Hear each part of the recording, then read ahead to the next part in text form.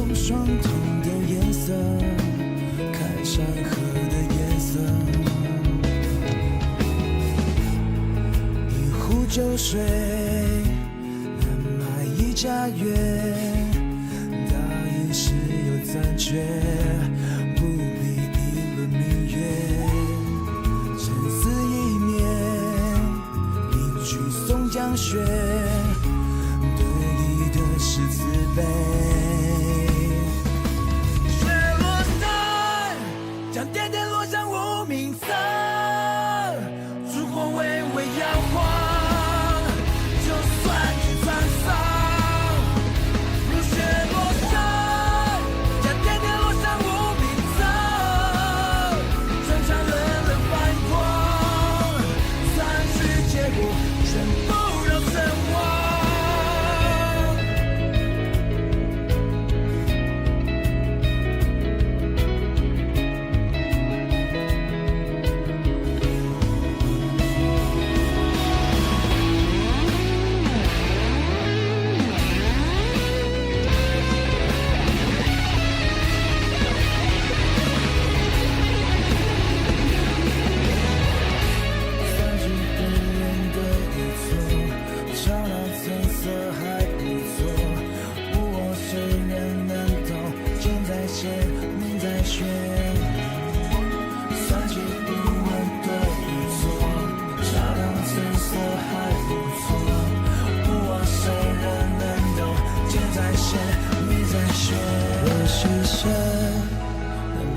交换乾坤，冷眼看穿秋霜，看不尽沧桑。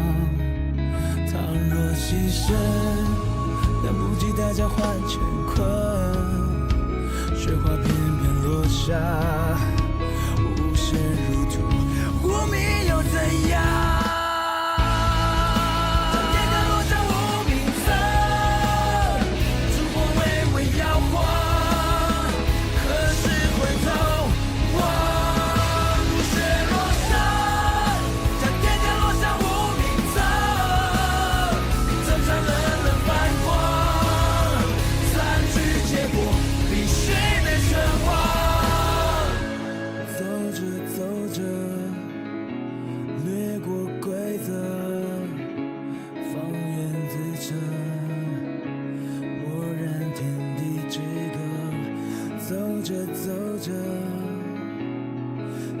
用双瞳的颜色看山河的颜色。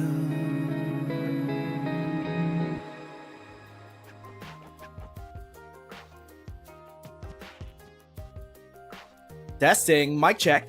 Cinnamon buns, cinnamon buns, cinnamon buns. Hello, friendos. My name is Nez, and we are once again back at it again for some more Arknights, because today we're gonna be continuing our story reading of First of 1,000 Autumns.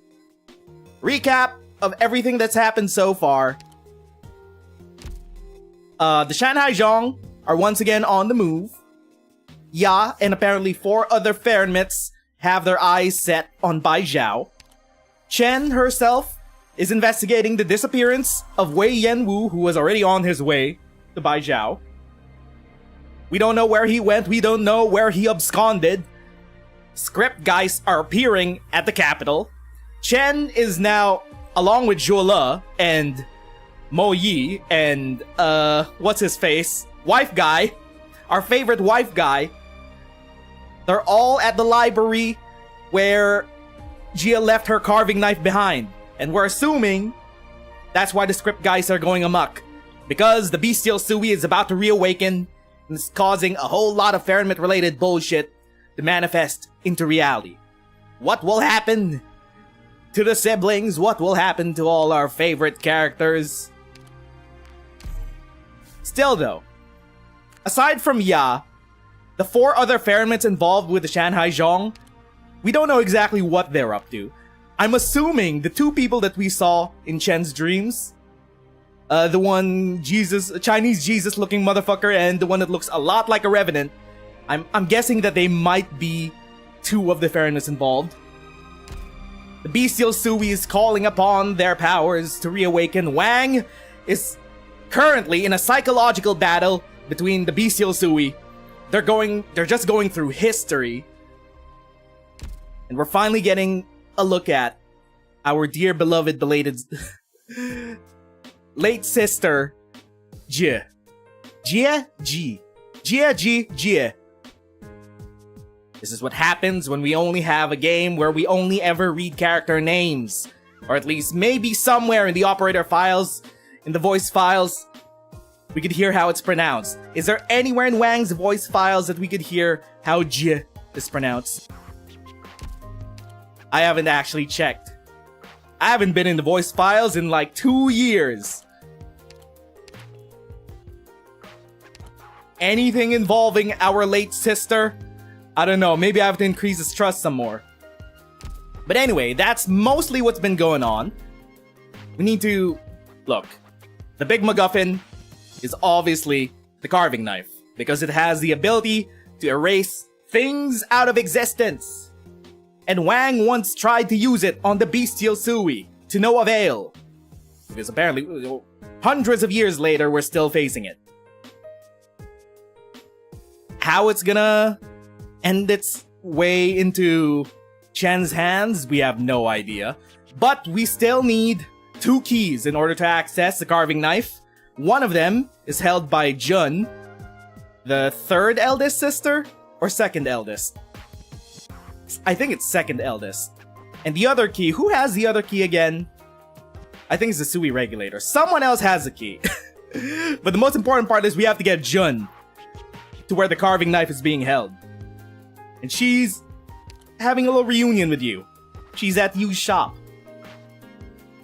Okay, let's continue our story reading. Where did we leave off? I think we left off at 1, 2, 3, 4. We left off at TA-4.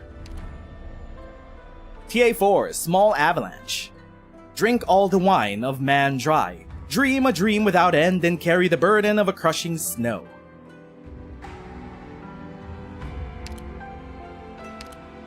Let us begin.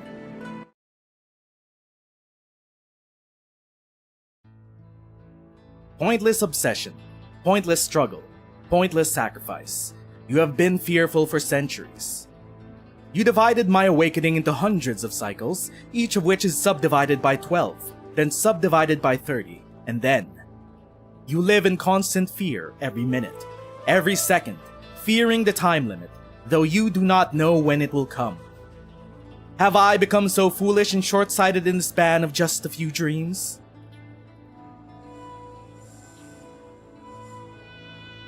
Have we ever gotten an explanation to what that little animal thing that Wang has is? He's got a spoopy mask. Without a will, without a self, without someone to measure and define it, time is no more than a cycle without meaning. As the time you spent in the tomb was. How do you define this time if you neither think nor feel? How does a dream then? A dream hysterical for its inevitable end. This is what I mean when I said that. Because they've revealed a Sui in Enfield, we kinda already have the inevitable conclusion to all of this bullshit. We already know that the Suis are gonna make it out fine, plot armor aside. But we still have to go through the motions, because sometimes the motions of the story are way more important than the actual ending or end we come across. Year 759. So, if you was born in around year 500, this is like 250 years forward. I'm guessing Jia's already dead. Determined Zhanhaizhong member. The mounts, seas, and all in between shall be our masters. Heresy! Drop your weapon and live. Drop my weapon.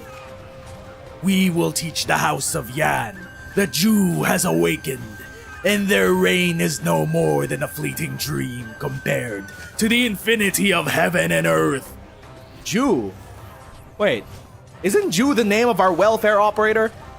The motherfucker that looks like a revenant? That looks like Tin Man? Okay, so they are at Farenmith. And involved with the Shanhai Zhong. The mounts, seas, and all in between shall be.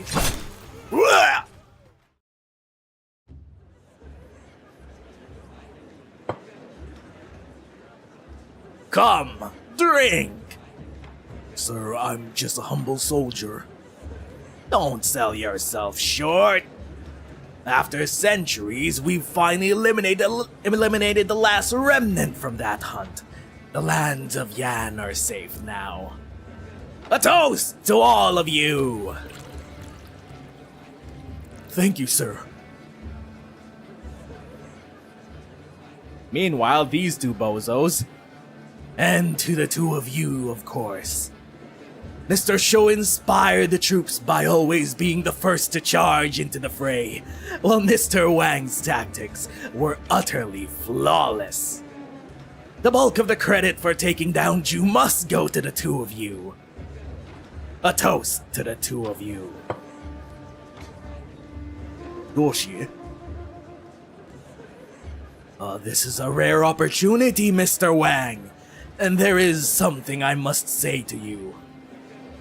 I know of the slanders against your name in the Imperial Court, casting suspicions upon you because you are not one of our kind. But you have endured such slanders and made a historic contribution to Yan. Your noble heart is admirable. To interfere even in family reunions, the Sui regulator's restrictions on you are unreasonable. I will petition His Majesty to permit your family gathering. They haven't had a good reunion with most of the siblings in a long time, mainly because the Sui regulator and Yan is afraid that they might be up to something if they start organizing. So they only let 2 or 3 at a time meet each other. They gotta know. Unfortunately for them, Rhodes Island is kind of a melting pot for godly beings. Oh, it's a joyful day. I consider myself a strong drinker, but it appears wine has gotten the best of me. To tell the truth, my orders were to keep an eye on you and make sure nothing goes wrong. But the two of you have finally proven yourself utterly loyal, most respectable. This is as far as I go. Take care. The drunken official manages a farewell and departs, helped by his bodyguards. Aw, jeez, we have to do this again. A good man, but a poor spy. Did you think about what will happen to all of us if he finds out what you did? You're drunk. I wish I were drunk, and all this were not but a dream. Why did you let the bestial Jew go? Right, because we know that Jew is still alive in modern day. Best to have a card up one's sleeve. Who's your opponent this time?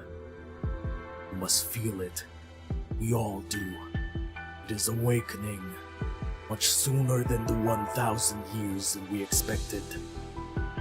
We need help. Interesting. Okay. So behind the scenes, Wang might be involved with the Shanhai Zhong, considering he has some allies there. Has this all been to garner forces to prepare for the bestial Sui's reawakening in modern day? Has this been a long strategic plot by Wang? Nah, can't be. Yeah, of course it is. Did you promise to help you defeat Sui? It is too weak to even protect the Shanhai Zhong, and we have not gotten to that point. It is not time yet. I told you, there are other ways to escape its influence. I know what you're going to say. Finally cleaned up the ties between you and it. You wanted me to no longer be us, and we no longer be it.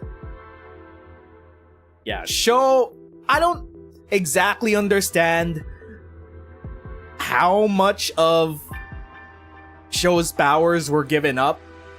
Considering that he might still be alive in Enfield, he's still long-lived. However, his Fahrenheit reality-bending powers, I think he sacrificed it to become mortal. Mortal in a non-Fahrenheit sense, I guess. And you sealed yourself away in the sword. What then? Did the Sui regulator return your sword? Oh, hold up. Fuck, I forgot that he sealed himself in a sword. I was theorizing that because Chongyue was one of the only two Suis that are also implied to be on Talos 2, that he might become a playable character. And because Enfield's weapon system is kinda limited and fucked up, they're probably gonna make the brawler use a sword or something. Well, shit, there's our excuse now. Of course his Horcrux is some sort of sword. Now we have an excuse to make Chongyue a playable character in Enfield. We still live in shackles. True shackles do not come from outside. Do you really believe that everyone can be like you? Well, he kinda pulled up the ladder with him. He's the eldest brother, but he was like, let me at least cut the shackles off myself. My other siblings, I haven't thought about that yet. You remember everything and care about everything. People, events, things from centuries past have all flowed away like the great river. But Shou remains Shou, always. Not everyone can be like you. How long would it take for Dusk to become like you? What about you? Do you really want you to be like you? 1,000 years is not enough, and we don't even have 1,000 years. Give or take, you'll make it to Enfield. We don't have time. I'm hardly your equal in Wei Qi, but I know that when there's no clear path to victory in sight, it is better to play in a straightforward manner than to attempt radical tricks without a plan. I've only recently learned how to actually play Wei Qi. Still don't know if I'm pronouncing it right, but is it really just match 5? I get that it's been a bit more complicated than just match 5, considering there's a shit ton of nodes, but it's a large grid with a shit ton of nodes. But match 5 is kind of more complex, considering you could play the long game, you could bait out spots. Fascinating. Do you think there's no victory in this game? That you would be content with doing all the right things in an honorable defeat? I never said that. Your plan will have no other outcome. What do you think we should do then? If you truly found a path, tell me, and I will come with you. Our chances would be better that way. Just tell me what the chances are. You can use me however you want. I would be happy to get my life. But do you really know what you're doing? Or has your obsession with victory blinded you to risks and consequences? Tell me. Say something. Did you consider it? The proxy slams his palm on the stone table, or so he intended to. But he has yet to adapt to his mortal vessel, and he must judge both its strength and position. A deep crack appears in the Wei Qi board that Wang always carries with him. Chill out on the martial arts. That board's probably like centuries old. Wang Ai. Impressive, brother.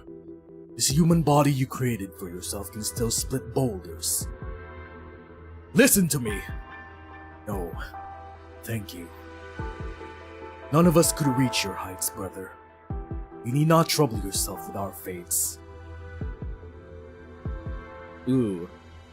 This is giving a lot more layers to why Wang is single-mindedly obsessed with trying to stop the bestial Sui from reclaiming them. Because shows, to his eyes, Chongyue is basically won. He's already detached himself from the Sui, found a way to save himself. But it was through training and deep meditation and some sort of kung fu bullshit. Meanwhile, the other siblings still have to fend for themselves when the time comes. And Wang feels, as the second eldest, Wang feels the responsibility on his shoulders.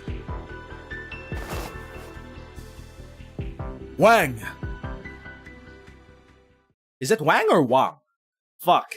Have I been pronouncing it wrong this entire time? Wang? Wang? Oh my god, it's the drunken lizard. What are you doing here? Had a fight with our eldest brother. Such is written all over your face. The eldest sister finally arrives. I get drunk by the roadside for a couple of hours and the two of you are already making trouble. If you have anything else to say to him, you could say it to him directly. Come now, there's no need for that. I know what you were fighting over. Sui. This is not the first time that you have fought over this. Can you not accept your differences? This is a matter of life and death. It's not something that can be glossed over so easily. Would you keep fighting even when the end comes? This is the most responsible we've ever seen, Ling. Run not from the words that need to be said. The longer you delay this, the greater the problem grows. Not today. Wang, now, come back. Wait, chief failure, can you not act your age? Playing the brat in front of your younger sister? Wow, all three eldest siblings. Ling leads the way while Wang slowly follows behind. They see the eldest proxy still sitting by the pavilion. Dage? Dege? Our biggest brother. Little Ling. I've told you, calling me Little Ling makes me feel like a child. But sorry, old habits die hard. So, do we know how the proxies have manifested? Do they just form out as an adult, or do they have a childhood selves? Well, technically. I don't know. She was little at one point, for Chongyue to call her Little Ling. So it would seem. Smashing things in your rage? Are you the child here? She has to mediate between the two big brothers. I'll fetch some good wood and make a new one for you. Or would you prefer to keep this one? I can ask Nyan or Yi to fix it when they're here. No need. Oh? I recall the days when I had freshly awoken, watching you two fight amongst yourselves time after time. I remember the candle holder asking me anxiously, how bad will it get when all your younger siblings are born? Please give me an estimation so that I can report to the court and get a disaster response plan set up. She's pulling out the childhood stories. She's pulling out the receipts of her big brothers. They've been fighting ever since she was born. An idea. Dage. Is it Dage? Dage?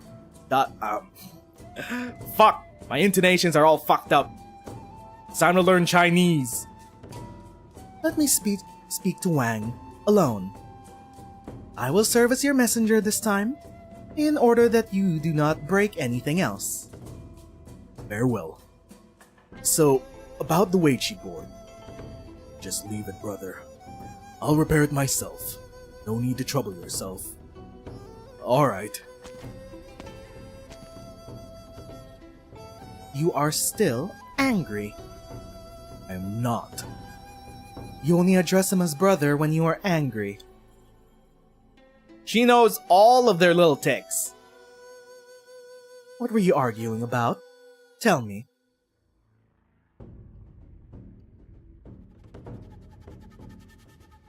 Feels like the two of them have a soft spot for Ling.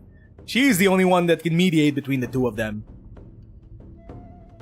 It is just as I thought. His way is the proper way, but it is slow. If it were suddenly to awaken one day, it would all be too late. As for you, if you want to argue with him, should you not at least come up with a plan of your own? He gave up his sword to prove our innocence, the sword that means so very much to him. Do you feel no gratitude? Are you perhaps seriously furious that he smashed your board? No. I'm just frustrated by his lack of urgency. We all seek a way. Dusk has even a fewer ideas. Does she anger you too? No. Its awakening is accelerating. We are all anxious, and it is understandable that we might provoke the occasional quarrel with inadvertent words. But it will take centuries for it to awaken. Maintaining a cordial relationship with Yan is a more pressing matter. Or are you saying that I, too, lack agency? No, that's not what I meant. You said we're all looking for a way. What are you looking for? Your ears have merit. It and I, we are all nothing but a dream. This is just the seed of an idea, and I know not how far I can go, but I hope to leave behind a dream. A dream that it cannot disturb, even if it has fully awakened. Oh? Of all people, Ling might have a plan to deal with the bestial Sui? Hold up. Are we gonna lullaby it back to sleep? Are we gonna get it drunk in the big family reunion? And then put it to sleep for another eternity?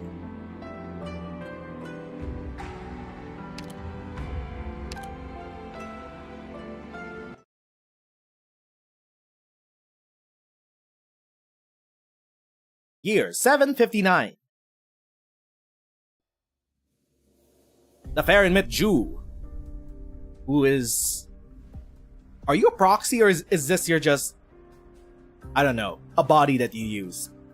I'm thinking that you're not a proxy. This is just a body that you use, in the same way that Kara has a body. The right leg, almost fully polished. I can't believe the first thing I'm doing after reforming my vessel is to die for someone else's sake. Die for someone else's sake? Vessel. It's time to go. Oh, it's you. No, you're it. But you're not it. You're... Interesting. Very interesting indeed. How does it feel to see your old enemies split apart like this? Your old followers turned into an unruly rabble? What enemy? I simply had a dream that caused some delay. I managed to evade the great hunt before I awoke. It's not such a bad thing to die here after awakening. But you should not kill me here quietly. You should let me die before the Yanyi's army. Otherwise, maniacs will keep coming, trying to die in my name. It would be the last thing that I want. So you don't want the Chan Haizhong to die in your name. Interesting. Maniacs, cultists, Farenmit cultists. Desperate people will resort to desperate measures. You're not necessarily the reason. I won't kill you. Quite the opposite. I can't let you die. Oh, was this when he spared him? This is when he spared him. This is when they made the deal. You want to help me instead of killing me. Interesting. How do you intend to deal with the self-proclaimed Shanhai Zhong? Though it is no more than a fragment, they have indeed inherited the old carpenter's arts. They are not entirely unassociated with me. Carpenter's arts? They'll live if you leave. What do you mean? The Annie's army wants you, not them. It's trivial for you to leave. I'll help you if you encounter any obstacles. As for the Shanhai Zhong, they'll last 2 more days, give or take. Ultimately, they will all die, taking 1/3 of the Yanni's army with them. Have I seen the new live stream? I have, Spiffy. We're getting... I was about to say Gilberta Alter. That's too much Enfield brain rot for me. We're getting Angelina Alter. As expected, we're slowly going through the first year operators and giving them all alters. They're probably gonna save Shining for last, considering the amount of setup that we need to continue her plotline with the followers, and probably reintroduce Neural into whatever plot. But yes, Angelina Alter is coming. Also, somehow, she's in Australia. We're getting more and more bunny characters also. More and more cottesses.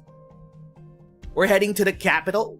Well, not really capital. We're heading to a resort in Australia.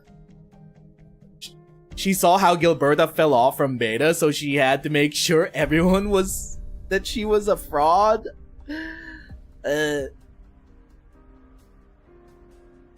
Well, they are giving most Year 1 operators their own niche and in some way broken kits. I heard that she's kind of cracked. I haven't actually seen the live stream itself. I've just seen what people post on Twitter. Also, a lot more quality of life coming. And next month, in August, PC port for Arknights is finally gonna arrive. Poggers. Also, there was something about Japan getting the update as well at the same time. I don't know what that was about. 1 month before collab is crazy work. The next 6 months is crazy. It's just limited banner after limited banner for the next half year. What the fuck is going on? Persona 3? Monster Hunter sequel? Limited banners in between both of them? It's crazy, dog. This is what I mean when I say, this is still a gacha game. The business people behind Arknights are still evil as fuck. Persona 3, also, there have been musings along the grapevine that the leaks for the upcoming operators past P3 have already been rumored about. We already know Tallulah's eventually coming. Makoto is gonna be the playable character for P3. I think I'd like to go back for being edged for a year. There was a whole year where we barely had any relevant operators on banners, and now it's limited back to back for the foreseeable future. Makoto Yuki is gonna become playable for our P3 collab. We're getting Popcard, Destroyer of Worlds, and Orchid Alter for Monster Hunter. And there's the MLP collab, which is crazy considering that they took Applejack and Rarity out back and shot them. At least Applejack can live on in Arknights.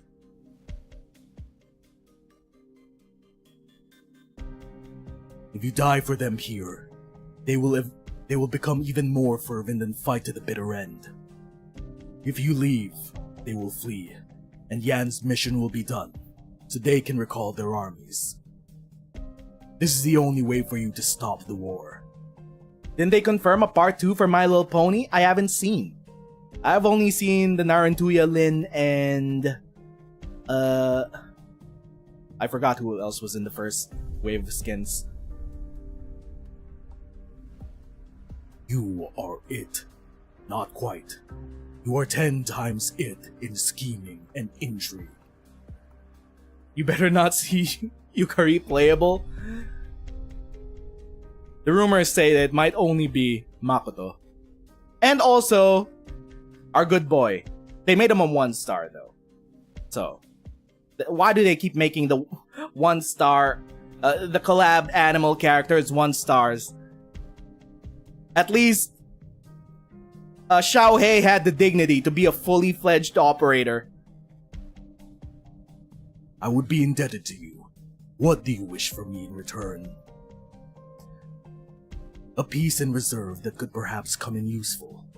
No great loss if it never comes into play. Now that makes me feel a little slighted. I'll repay this debt. I promise.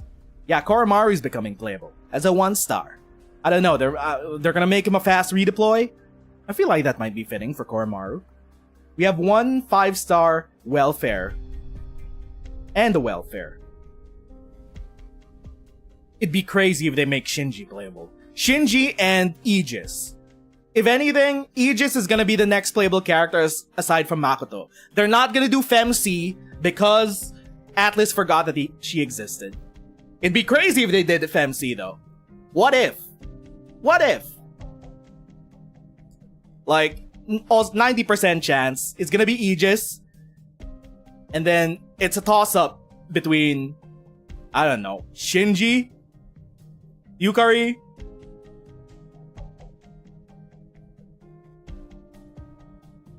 they can't coexist at the same time. How do you intend to help me when you don't know what I'm even trying to do? You would treat a Fairmit as a piece in reserve. What you're plotting must not involve mortal man. This is about yourself. Split apart, you said. How many pieces are there? People want Mitsuru? Could also work. Their personas are gonna be sick as skills. 12. Then I take it the only thing you care about is whether it is the 12 that is left, or the 1. One word of advice. One tree does not make a forest. You are defying the laws of nature. You need all the help you could get. Ask your siblings if they've thought of any alternatives. Beings like you are not meant to be measured by normal logic and reason. If you could find a solution, you will rid the world of a great threat. Okay, as far as we know, we've confirmed that Wang has at least made a pact with Ju to help them out with the Sui's awakening in modern day. We don't know about Chinese Jesus though, and Ya was more combative towards Chongyue and the current status quo. Imagine it's fucking Ken? Well, it's not the first time Rhodes Island will send children into war. We will never be truly gone, as long as my dream has not been fully worn away, as long as the 12 of us persist in my dream. 13. But that's a story for another day. Falsehood is reality, the great way unfettered. Such is for all things. It sounds to me that you intend to carry the heaviest yoke of them all. You want to drag the entire family into the instant before Sui awakes, then extend the instant into eternity in your waking dream. That's Ling's plan? To just escape with the Suis in her eternal dream? To leave Terra on its own to deal with the bestial Sui? Okay, maybe Ling might not be cooking. Gotta put the story on backlog. Thanks for stopping by, Spiffy. How long do you think you will last? What if I drank all the wine across all the lands? I hope there is a less desperate way. This seems like a last-ditch solution. We were never equals to it. Desperate times call for desperate measures, do they not? I know, but I did not save Ju on a whim. Why do you bring this up again? Of course you have your reasons for doing things, but too often do you cast your eyes too far and forget the things that are near. Wait, what do you mean? I was asked to do so. Wait, someone else asked you to make a deal with Ju? By whom? Ho. The old man's alive? Is that Chinese Jesus? The one with the horn? He has avoided the Eye of Yan, as he does not have followers like the Shanghai Zhong. He told me about Ju after I took him beyond Yanni's reach. Have you told our eldest brother? Not yet. You can be pretty astute when you need to be. I asked Ho about ideas for a way out. After I helped him leave Yan, his words have given me thought. Perhaps I am not in its dream. Perhaps it is in my dream. Interesting. That old man. I would love to drink with him, if I got the chance. The unusual activity of Sui may indicate that something is disturbing it in its dream and accelerating its awakening. It's merely addressing the symptoms, but if I can enter its dream and see what the culprit is... Wait. Hold up. Something... A third party? There's a third party messing with the bestial Sui in its sleep? Who the fuck? Risky? Are you not concerned it may awaken? Does it really make a difference whether it awakes in 70 years or 7 days? What if I offer it... What if I offer not my help? I'll find a way. Might this way have something to do with me? Such as stealing something from me? I will take that as a yeah. Give me your word. You will not do anything too foolish in this dream. If I violate my oath... Stop. There's no need for oaths between family. Please do not break my heart. Yes. Now then, drink up. You may take the goblet with you. Just drink. What more do you need to dream? No ritual necessary. Okay, so in the year 756, 59, he did investigate the Sui's dream. What will he find? The Elder Proxy takes the cup and downs its contents.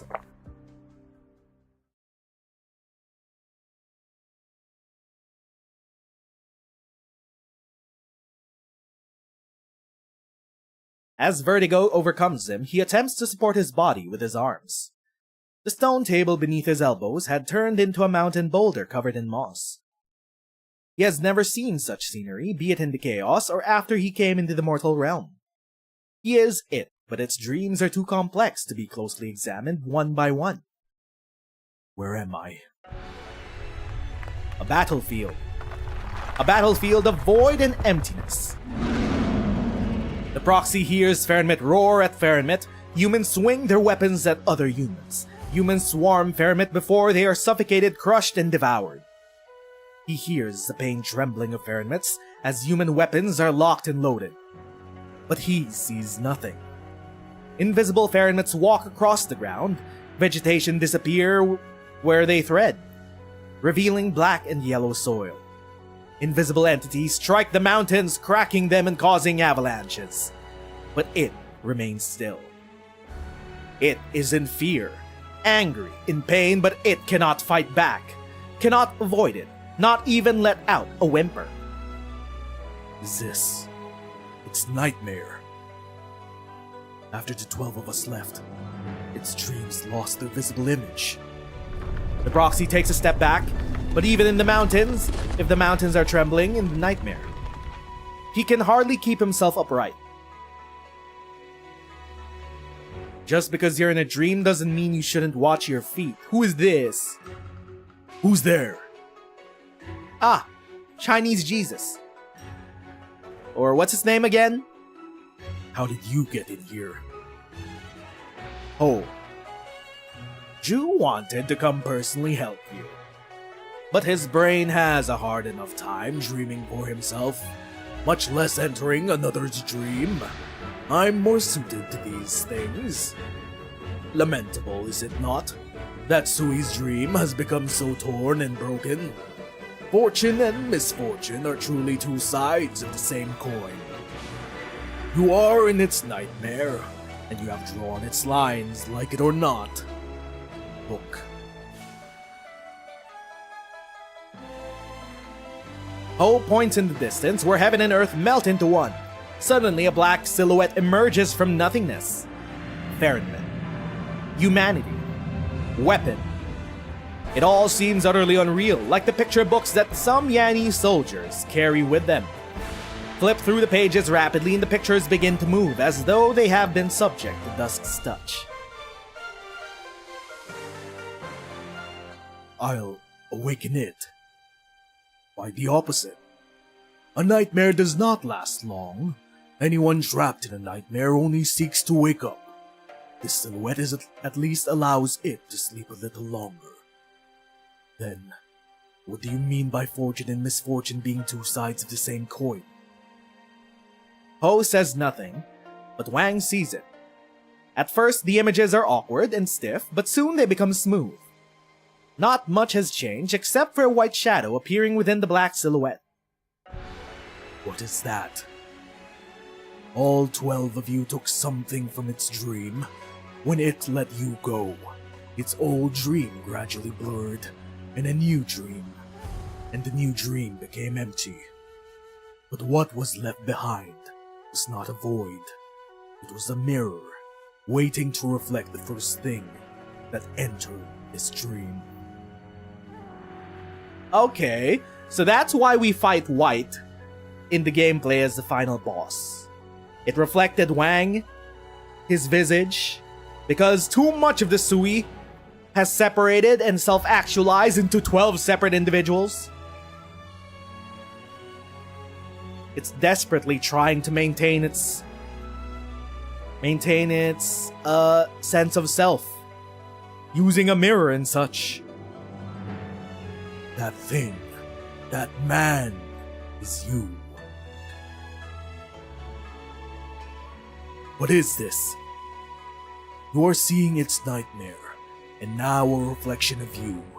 The you who filled the void in its dream. You told me about the strange things that happened to your family a century ago. Now they have all come together, but in your image. This is its creation, its puppet, and the reflection of a reflection, which it is loath to face. It's time to go. Go. What else? Do you intend to kill it? If this is the shape of the void, then killing it might destroy whatever consciousnesses it still retains in the dream. Your mind is sharp, but your words are terrifying. You could not kill Sui outside the dream. What makes you think you would kill it in the dream? I suppose you could try it, if you are confident that you will be able to escape unscathed. I'm confident that I can take it down with me. You don't listen to what people say, do you? I suppose I'll have to fetch someone whom you care about. Ah, Ling. Wang? He wants to sacrifice his own life to kill the Sui in this dream. Have you abandoned your word so soon, my second oldest brother? Such opportunity will not come again. That's quite enough. It's time to bring your brother out of the dream, girl, or we'll all be in danger. Okay, so we know the Sui is having a nightmare. Too much of itself has escaped. In this dream, this time, I glimpsed the dream of your slumber, my own reflection. You saw the reflection, and the price was to create an inexplicable foe for yourself in the centuries to come. Having to face this again, you must be filled with regret. Okay. So this is current day Wang and Sui. still speaking. They're going through the passage of time. They're reminiscing about the bullshit they went through. Unfortunately, Wang set himself up with his own doppelganger. One last visage, one last representation of the bestial Sui in Wang's own visage that he must overcome. What a terrible error. If I knew this reflection of yours could leave the dream and enter reality, I would not have left so easily. Where are you hiding? I'm gonna sneeze, hold up.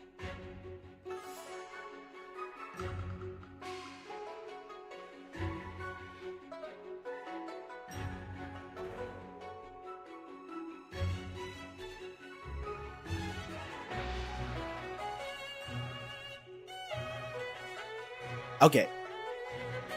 No matter. I will find you. Yes. It's time to go. Clearly unwilling to stay any longer, Ho waves his stick, and the three figures disappear. But neither he nor Ling realizes that they have simply taken one of many Wei Chi stones. The stone will shatter when they depart the dream, and Ho and Ling will not find the same hill when they attempt to return to the dream. Don't try to find me again. It's not worth it. A black aura suddenly surrounds the proxy. The next instant he has leapt from the cliff into the formation of thingless things. Or are we still back in 756? At the horizon, the beast-shaped silhouette seems to have been hit by something, letting out a wail that shakes the earth. The gray-white tide of humans, outlined by black lines, quickly swallows the Fairmit silhouette and rushes towards the proxy. In the distance, it looked like a thin line. Up close, the raging tide obscures the heavens.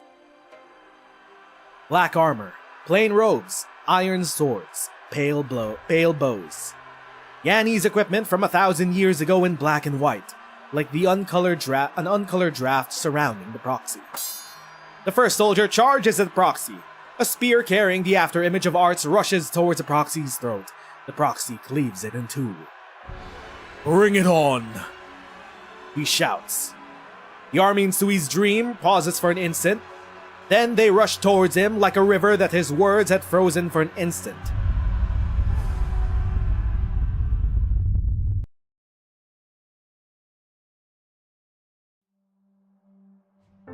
What's going on? Mr. Shou! Yu Ling's candle holder. Where is she? As he speaks, a claw the size of a mountain is brought upon Shou. Shou swings his fist, heaven and earth tremble. Its attack foiled. The Sui beast turns its attention to the other side, at the enormous weapon that has just been assembled, not even taking the time to lick its bleeding wounds. We can't stop it! Half the Imperial Guard have fallen, along with the human troops that have been deployed to the Tomb of the Sui. We have mobilized every soldier in the 4 cities around Baijiao. We can only hope that it destroys the next city. Where's Wang? Where is he? What use is there in looking for him? Ling took the others into the dream to protect them when the Sui awoke. You led the army to fight the Sui. Who else could have awakened it, other than the great offender? The offender? Dage! Oh wait, no. It's Ling. Ling! Should not be here, or has the dream already? Who could see a gulper of cups? Come now. Ling's eyes are closed. The dream has yet to end. Even in the dream, however, she and the other siblings in it can feel its presence. So very near now. It has come to this.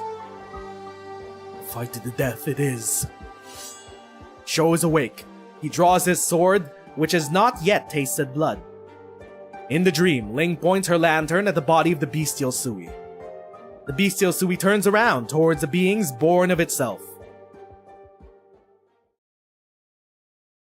Yet just before everyone on the battlefield, every human and every beast, could plunge into the coming slaughter, A bloody black figure appears behind the bestial Sui. We're only in the 4th chapter. Well, TA-4. So much has already gone on back in 750. Caught you. You! Through dreams and Dream Infinite, all of me and all of us are here. There's nowhere for you to go.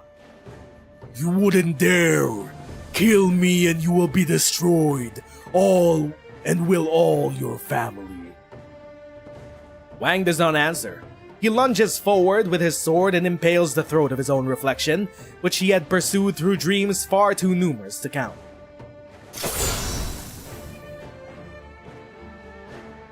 Strange scenes from countless dreams gush from the wound. Mountains, pharmaceutics, armies, white dreams boil and roil between heaven and earth, and a white mist, for fever hot like fresh blood, wraps around the army and proxy outside the dreams, even the pharmaceutics.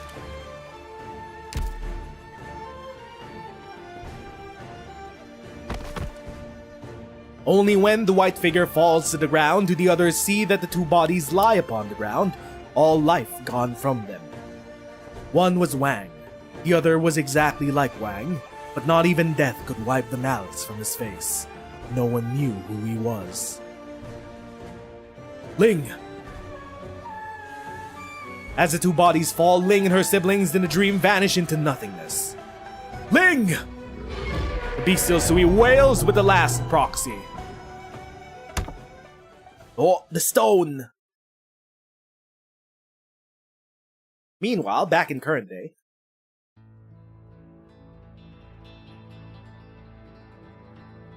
You're still trying to daunt me with illusions.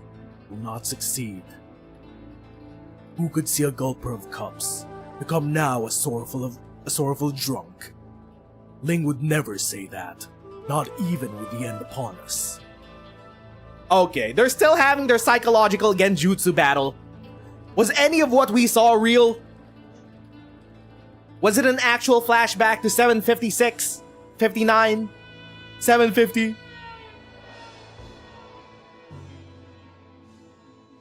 How many of your stones sacrificed this time? Go on, count. You may think that I don't have many stones left, but how much is left of your memories? Not much. But perhaps you have forgotten something. Did you really think a few fragments, split from a mere 1/12, could possibly stand against me, the whole that was born alongside this entire land? Remember, your last failure was the same as this. I'm assuming that what we saw was actually history. However, a bit embellished by the nightmares that the bestial Sui wants to induce upon Wang.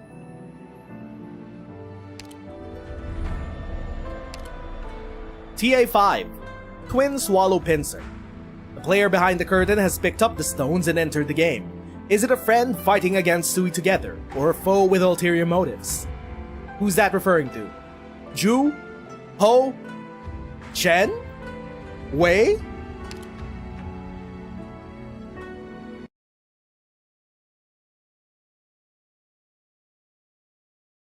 $9.62.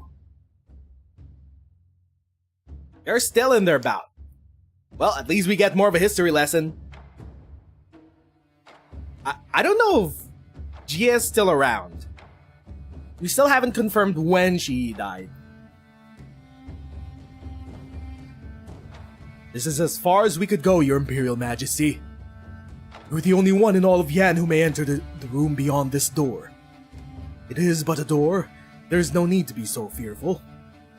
It conceals Yan's greatest secret and its greatest asset, Your Imperial Majesty. Is that so? The 17-year-old Trulung walks down the last few steps. He looks back at the three Grand Ministers behind him, who are still bowing deeply. He frowns and pushes the door open. He has heard about what lies behind the door, the legends and stories of this ancient nation that have been passed down through centuries. The earth's blessings have granted this stone to its people. The heaven's blessings shall bring an end to Sui. Oh, is this the secret weapon that they were referring to that the True Lung has access to? It's complicated. What's up, Hermit? Yan's greatest weapon lies behind this door. Is it a precursor weapon? Like the size of kings? What if we discover that... Hold up! No, it can't be. What if we discover the Chi-Shao behind the door? What if the Chi-Shao was Yan's greatest weapon versus the Fairnmits this entire time? And that's why it's called the dragon slaying blade.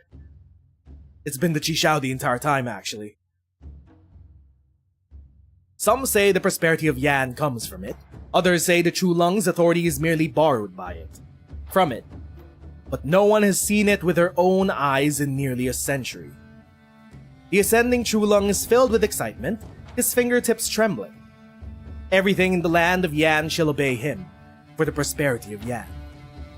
So will one small crystal. Crystal? He pushes the door open. Crystal? What the fuck? As ambitious as he is, he could not help but stop before the massive space and blinding light. It is not the first Originium itself, but man-made additions upon it. The limiters and guidance that generations after generations of Tianshu have placed upon it over the set. Oh my god. They have one of the pieces of first Originium. Okay. Of course. Of any of the major nations to have one this entire time, it would be Yan. Somehow I'm not that surprised. As we know, there are three... Is it 3 or 4 pieces of the first Originium? One of which authority was taken from Priestess, and that's what they used to create the Sarkaz Originium weapon. The other of which, I think we saw this in a Terra, in one of those updated Terra videos, where the 3 prime Originium veins are, but that's assuming the veins are referring to the first pieces themselves. It's technically a precursor weapon. Fucking everything is a precursor weapon. The precursors have been causing us nothing but strife. And still do, even in Enfield. Fuck the Foundation, bro.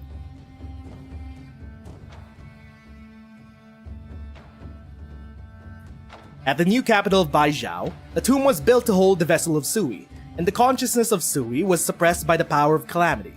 Yet the emperor was not at ease, and so he sought counsel from the Tianxia bureaus in hopes of keeping the peace for eternity hence. Then the emperor discovered the means to harness the power of calamity, but it would take the lives of hundreds of Tianxia and 10,000 soldiers to form the blade and slay the beast. Even if complete success was achieved, Baijiao would not be spared. So it kinda works the same way that the Kazdel weapon works. It's a calamity weapon. Just harness the power of one of the pieces of first Originium, turn it into a calamity weapon. Catastrophe weapon. And the Emperor said, "It is shameful to bring harm to people for one's own purposes. I shall give up myself, and my descendants shall do the same, and not demand the sacrifice of the people." The True Long passed the next year, and by it, the enchantment was complete. The Crown Prince grieved, and named it Bufan. Bufan. No rebellion. Sounds like no return too. My ancestor sacrificed himself and made the reigning True Lung the subject of words are hard. A future human sacrifice.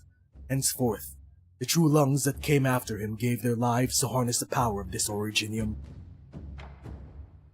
If we're keeping track of where the pieces are, one piece is in Kazdel, another piece is here, in Baijiao, A third piece, we're assuming, is in Ursus. And if I'm not mistaken, there's another fourth piece. We don't know where that is. Eventually, it's kind of implied that a piece was seeded onto Talos too.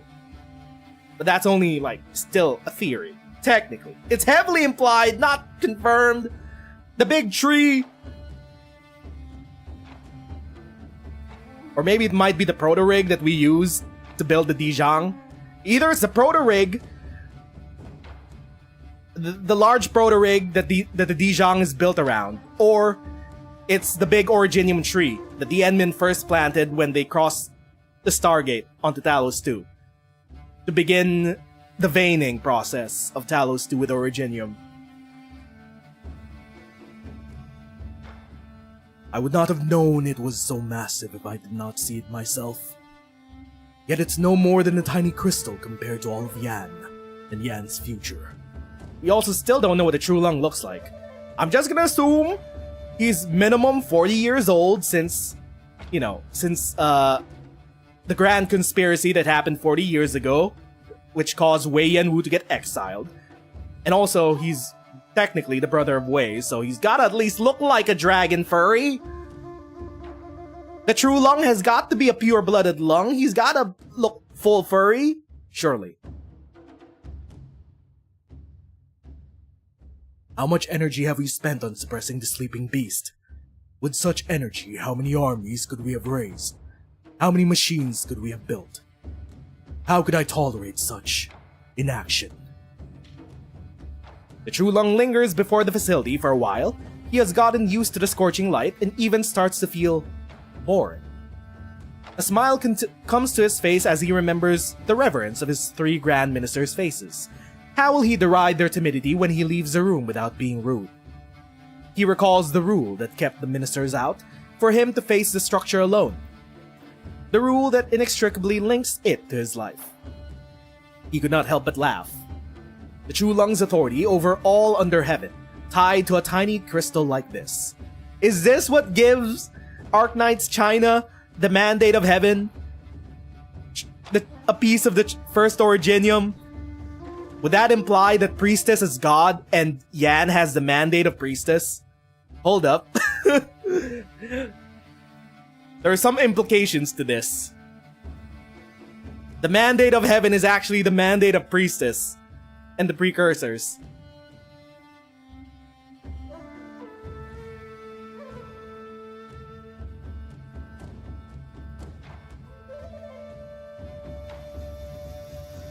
I am still inexperienced. I will be relying the 3 of you for many things. Yan has been peaceful and prosperous for centuries. Why is it that there are still rebellions? Is there still land where the blessings of Yan do not touch?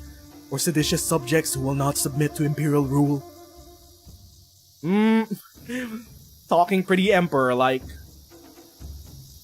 Sure, man.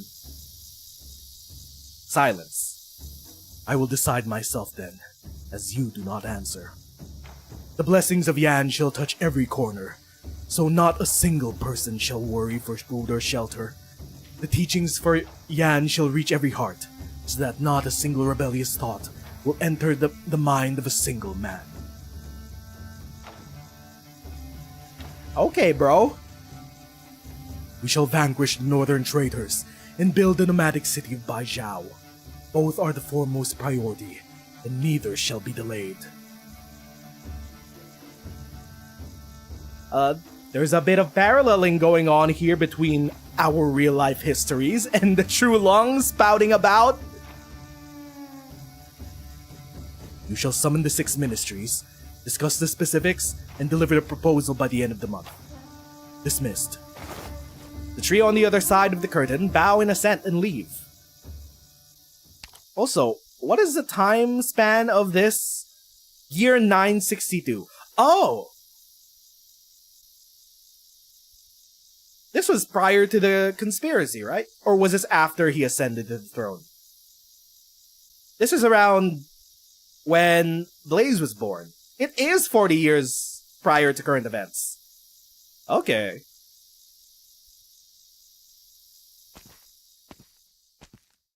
It makes sense timeline-wise, because this was around the time this Chulong ascended to the throne. So this would be the time that he discovers the Bufan. Ah, you have arrived. It is an honor, Your Imperial Majesty. I've long heard of the 12 extraordinary talents of Yan, credited with no small number of achievements for the Empire. I've been curious for some time. I therefore perused the Sui Regulator's archives and found something rather interesting. Be it reports of triumph or suspicious activities, no name has been mentioned more often than yours. They still have archives of all the 12. But I see your visage is not as terrifying as rumors claim. Why has Your Imperial Majesty summoned me? They call you the most cunning strategist in all of Yan. How do you propose to solve the two great obstacles that we face? The Northern Rebellion is hardly a major threat. The rebels may be influential in their local area, but they are powerless to expand. Nevertheless, it would be inadvisable to allow them to consolidate their position. 50,000 soldiers and 6 months' worth of rations will be sufficient to defeat them. Your estimate is much more optimistic than the Ministry of War, but I have much more reason to trust your judgment on this. What about the other matter? Hold up, gotta sneeze.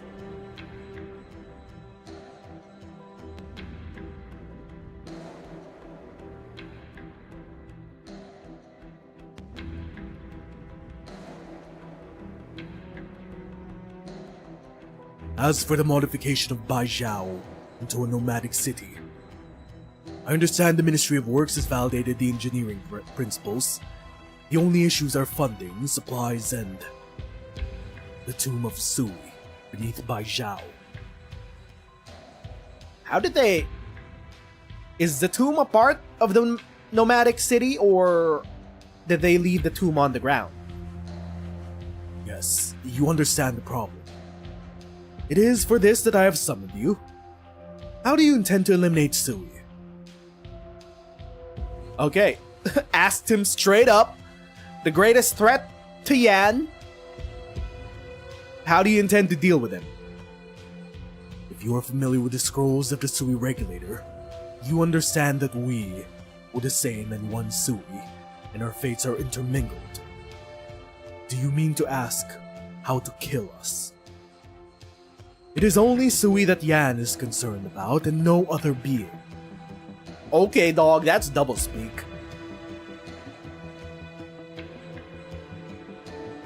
You understand, of course, the price that Yan paid for the hunt that occurred centuries ago. The price that must be paid if Yan is to force the issue is 7/10 of its armies, 1/10 of its population, and 50 years of unceasing unrest. If that is the case, Yan will be in no position to ensure the safety of the 12. The proxy looks up and meets the gaze of the man behind the curtain. I'm determined to cleanse Yan of this 1,000-year bane. I'm not afraid to pay the price. Any price. You're willing to sacrifice the 12 just to get rid of the bestial Sui? The Sui will be destroyed. The tremendous energy that was used to suppress that beast shall be reutilized to build 100 cities and 10,000 battleships, and usher in another 1,000 years of prosperity for Yan. I'd hope that there would be a place for the 12 of you in Yan's future prosperity, on account of your past deeds. It is regrettable. Is this what caused Wang to become the great traitor? Or was that prior to this? I think he earned that moniker prior to this, for whatever event happened to Jie. Jie? If your decision to eliminate Sui comes from practical judgment, rather than reckless pursuit of glory, I may have a way. The carving knife. To erase the Sui forever, we need the carving knife. Oh? The 12 of us were one and same as Sui. We were destined to fade whether it awakes or is destroyed. But it is possible that I could replace it. Replace it? How sure are you? I will need time. The young man behind the curtain points at the courtyard outside. That ginkgo sapling was planted in the spring of this year. The Ministry of Works swore an oath in this hall several days ago that the rebuilding of Baijiao into a nomadic city will be complete before the tree bears fruit. 20 years. That is the time that you have. Well, clearly, we needed more time. That is too little time. I'm not here to bargain. Immortality has made you arrogant. Perhaps you have forgotten that mortals do not have many 20 years. Yan cannot wait, and neither can I.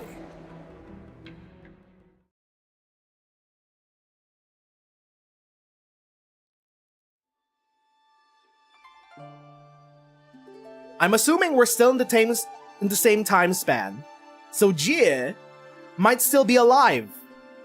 Might have still been alive during Blaze's birth. You're the new candle holder. So much time has passed in the blink of an eye. Has the previous candle holder... What is this? Hold up.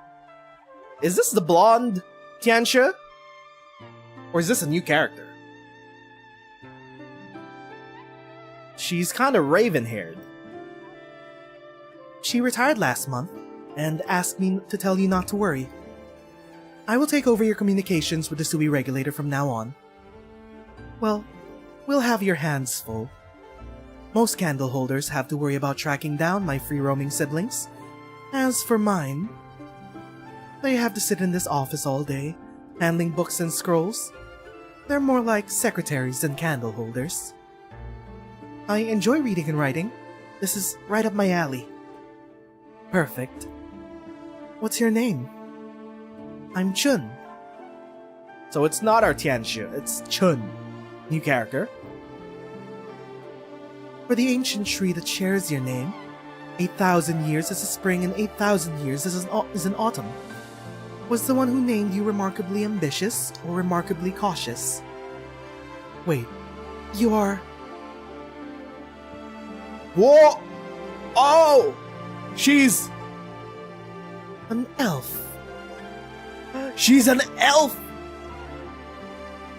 The third elf that we've had so far in Arknights. Mumu's not alone, there are Chinese elves. Also, there's the presents, but we don't talk about them. They're kinda portending a disaster to come. Portenting. They are a portent of disaster. Yes. Judging from your appearance, you're an elf of Yan. The bestial Yan and his elves are well versed in the ways of yin-yang and the 5 elements. The elements associated with spring is wood, and the character for Chun combines both wood and spring, representing vitality and longevity. I see. The elves of the bestial Yan? Are elves related to Fahrenmets? Hold up, what does that mean? Are we directly making a connection between the elves and the sharp ears of the Fahrenmets? Well, technically... Wait, does Kiara have sharp ears? I don't think Kiara has sharp ears. Ju doesn't have ears at all. Ho has sharp ears. Ya has sharp ears, I think. I don't quite remember what their sprites specifically look like. Wait, we're actually making a direct connection between the elves and the Fahrenmets? At least, Yan, whatever Yan is. My mother told me about it when I was young. I didn't expect anyone else to know. Stuff like this is what is what history is about. It's your first day. I won't put you to too much work. Just familiarize yourself with the space. You can look at any books and documents in this study. Yep, we are making a direct connection. Fuck, bro. The world has gotten so much bigger. The elves. I mean, previously we thought, it's just a coincidence that Mumu and the Sui siblings both have sharp ears. No, we're making a direct connection. The candle holder carefully scans the room. She could not conceal her eagerness as she sees scrolls and books that fill the wall shelves. Did you write all of these? No, I simply collected the materials. The historians of the Imperial Historical Cabinet are the ones who actually write the books. After all, is writing history a difficult task? It's a heavy responsibility. History books form people's perception of the past, but a few words are hardly enough to give them a complete view. Choices must be made to which parts to record for posterity, what sorts of lessons those who come after should learn. Gotta burp. It's easy to say write with an impartial pen, but it is most profound in a complex discipline. What if there is a mistake in the history books? Then it should be corrected. History is inevitably warped by the position of the narrator, no matter how impartial the writer attempts to be. Contrasting this to the way Sargon keeps tabs of its history, the way the historians of the Golden City have to cut out their tongue and are forced to whitewash their history of imperialism and colonization. Meanwhile, back in Yan, at least the Suis are powerful enough and have enough authority to make sure that their particular field is like, do not fuck with this field. The Suis are in charge. They're the most impartial of all authorities among ancient Yanese.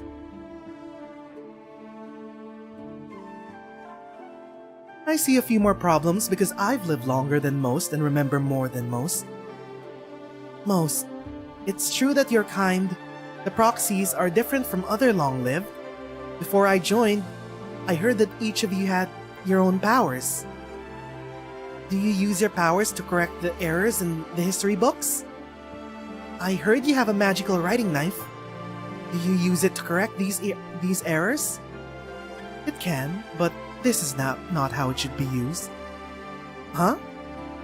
Mistakes that take root in people's hearts as they have passed down from one generation to another. The proper way to fight them is to perform a new consensus through debate and clarification, not to simply erase it.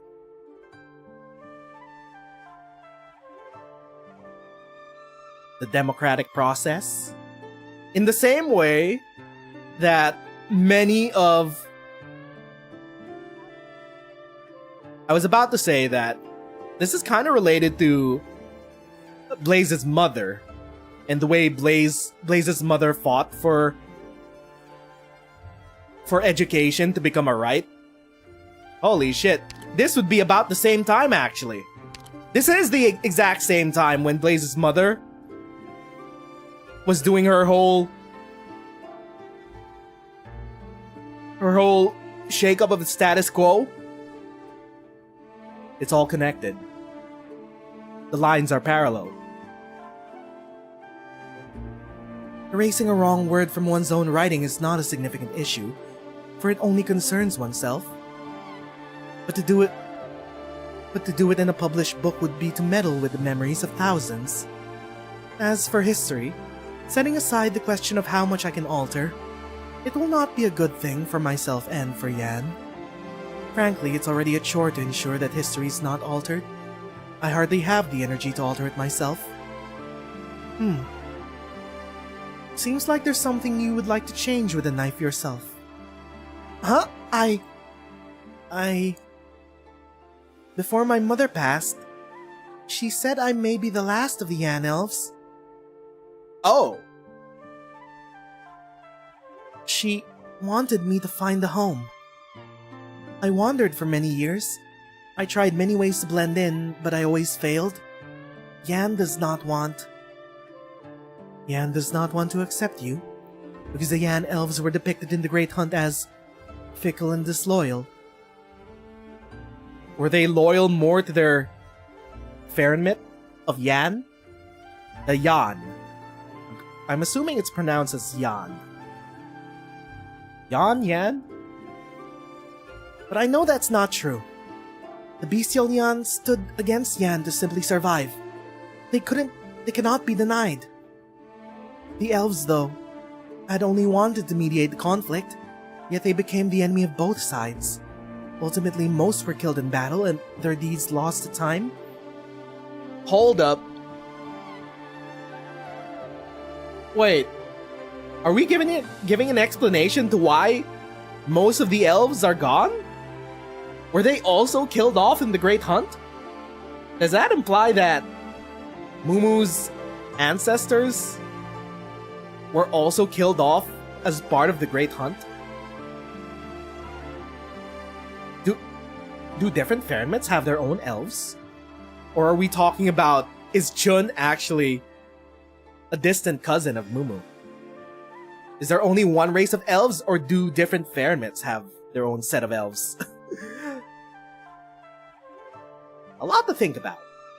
But that would imply that Mumu is Chinese!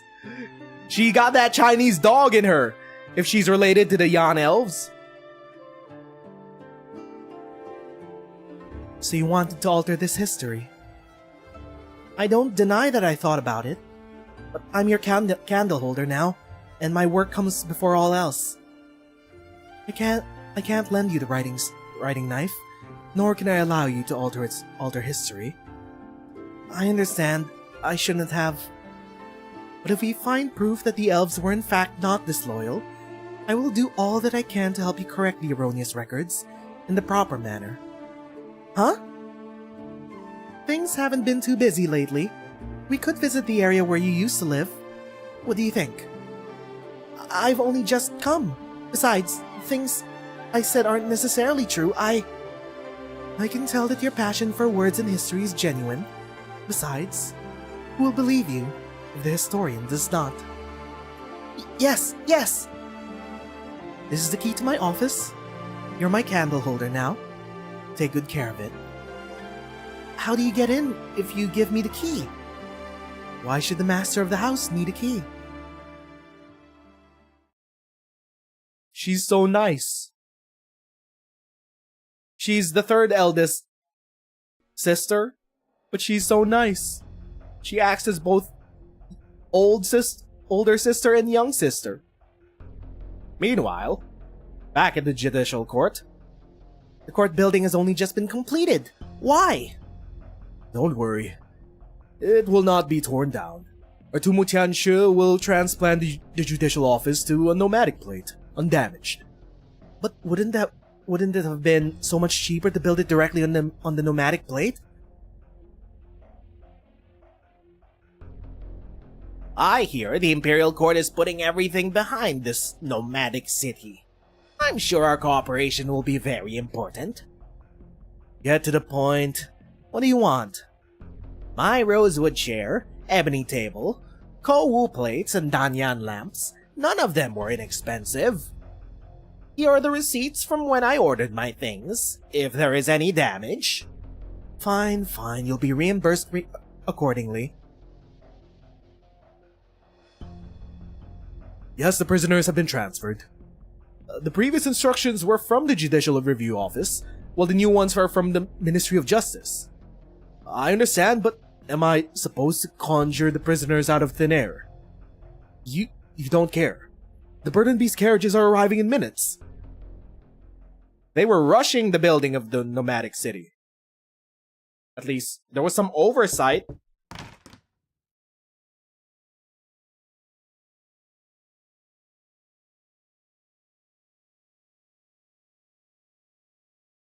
Minister, please excuse the poor hospitality. I did not know you were visiting. I've never seen you in the Sky Mirror Pavilion. I take it that you have important business? I'm gonna sneeze.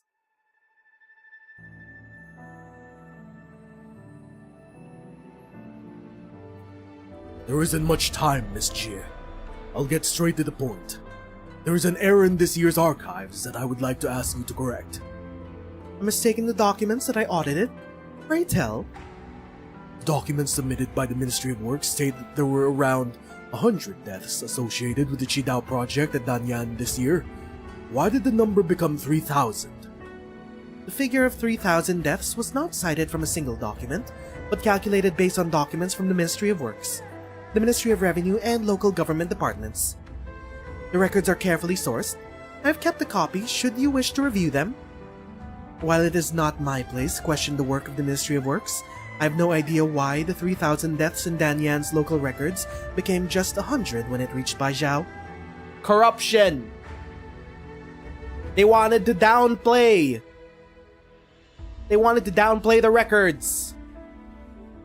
You must submit sufficient evidence, however, should you wish to question the documents audited by the Skymere Pavilion. Well, Danyan is not so well staffed as Baijiao, and there are only limited resources available for record keeping. Besides, the cold climate there causes disease and frostbite in winter. Perhaps not all 3,000 died in the course of constructing the Qidao. I see. You wish for me to alter the documents to make the Ministry of Works look better before the cabinet. This is not about the cabinet. This is about Yan. You know all about the projects being carried out across Yan. They push the nation's resources to the limit. But there is no doubt that these projects will benefit the nation and its people. I'm not the only one who feels that such depressing figures will weaken the people's morale. I don't deny the benefits of these measures. Precisely because of that, the 3,000 people who died to build Qidao gave their lives for the country. It would be an insult to their memory to reduce it to 100. Unless you could prove that there has been an error, any text that I've reviewed must not be altered. Anyone who has a complaint can bring it to me directly. The nation must be united in this monumental task of building this nomadic city. Everyone at the court is doing their best and each faces their own challenges. Yet the writings of the Imperial Historical Cabinet and the Skymere Pavilion have been most aggressive and deprecating. It is as though you wish for the work of the nomadic city to stop immediately. You're gaslighting a Sui who has worked for thousands of years to maintain the archives of your government? Hello?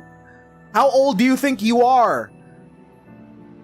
You were barely a sperm in your father's balls while she was keeping track of your government. Who do you think you're talking to?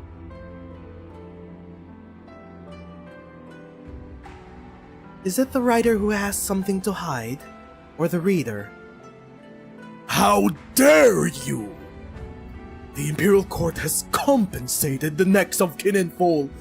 Not a single coin has been withheld. No one implied that. You kind of just blurted that out on your own. What? Bro, no one's pocketing the money, I swear. I have noted this in the documents that I approved. The care that the impartial court has shown towards these injured and killed, as well as their families, illustrates Yan's love towards its people. Then why do you cling to a single number like this? Why do you cling to a single number like this? Says you. I understand your concern for Yan, Minister, but I worry that people will only see the glory of the accomplishments, and not the people whose sacrifices made it possible. All I can do is erase the history that I see is recorded exactly as it is. Ensure the history I see is recorded exactly as it is. And you think you alone can decide the history of Yan? Bro, she's been alive to see most of its history. Longer than you. She has more authority than you, than the current True Lung, than anyone else.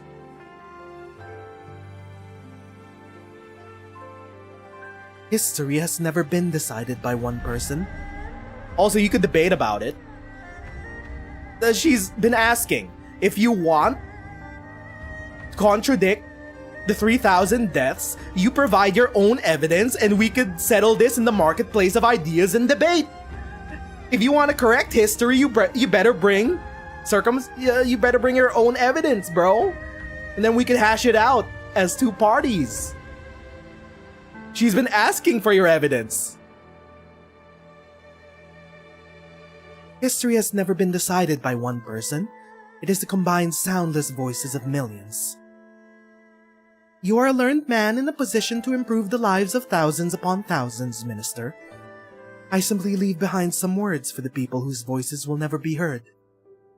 Now, ask your conscience, and again, and answer again for those people. How many died building Danyan's Qidao this year? Was it 100 or 3,000?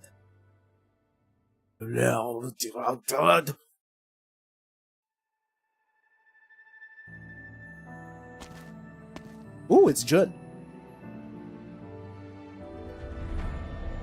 The Minister of Works just stormed off in a huff.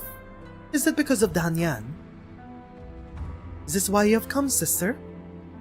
I can't imagine how they managed to convince you to lobby on their behalf. Am I actually dreaming while the one in the tomb of Sui has awakened? Are you so sarcastic to everyone these days? I came to tell you that the Sui regulator and the Ministry of Justice have approved your request to clear the Yan Elf's name. I'm sorry. I was in a bad mood. Sources? Joking. Joking. Bro, these eunuchs that they allow in the Imperial Palace think just because they're in proximity to the True Lung that they could act with the same authority. Brother! Their penises have been cut off. And they have only been short specks in the history of Yan. Meanwhile, the Fahrenheits have been around for longer that even the nation of Yan has existed.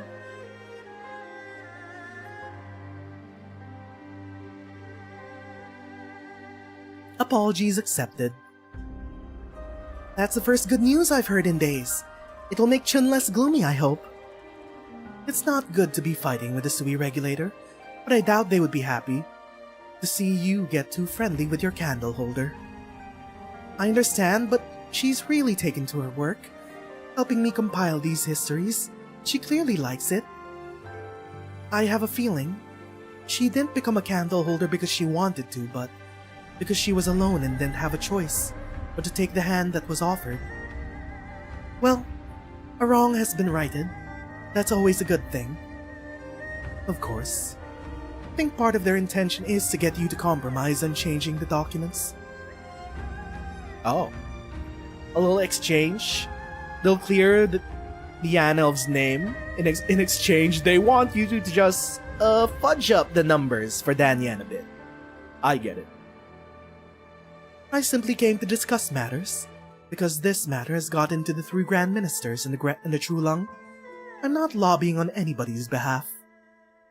Just treat it as the guy in the tomb of Sui throwing a tantrum. You're the only one in the family who jokes about this. Laying as honeyed words, and you speak with Heaven's authority, I'll settle for the frivolous tongue then. Speak with Heaven's authority? Is Jun directly working for the True Lung? Is she, I don't know, their secretary? Or their messenger? What's her role in the Yanese government?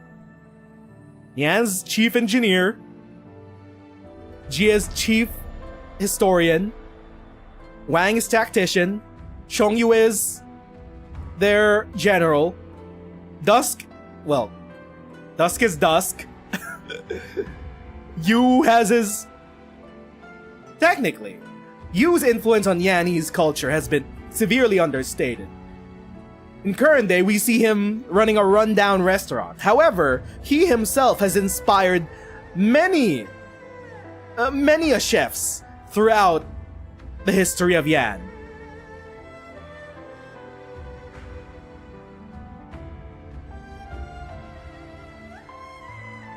The figure of 3,000 will cast a shadow upon the Nomadic City project, and the implications it may have for Yan are unknown.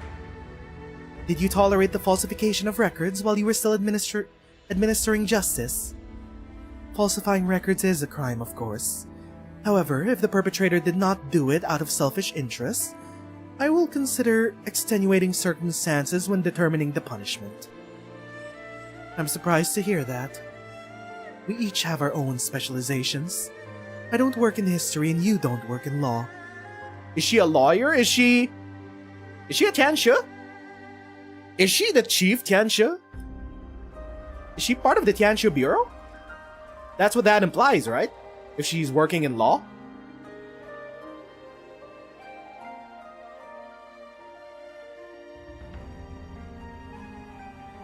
Perhaps that is how matters of law work, but not history. I wanted to study history and language because I wanted to learn what the human mind is truly like. The answer to my questions may lie in the intention behind words, and the truth behind history. Not for Yan, nor for the land, not even for our family, only for my own questions. Jie! Chun, what are you doing here? I wasn't ready to tell you. Tell me what? Never mind. What's the hurry? I went to the study to get the drafts as you asked, but I discovered signs of an intrusion. What? No. Hold up. Was it the minister? Did they attempt to falsify the documents? The writing knife on the desk is gone. Oh no, someone stole the... Is Jie's knife gonna be caused by some lowly official who thinks that they could just fudge up a couple numbers? He does not know what powers he's messing with. Is he gonna accidentally write Jie's name and erase her from existence?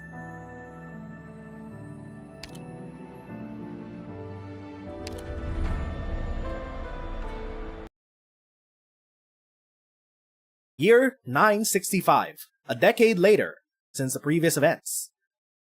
Okay, maybe it might not be how Jie died. I see. Do not tell anyone else. Be extremely careful. Is it 65 or 50? I'm losing track of these dates. There are so many dates in this event.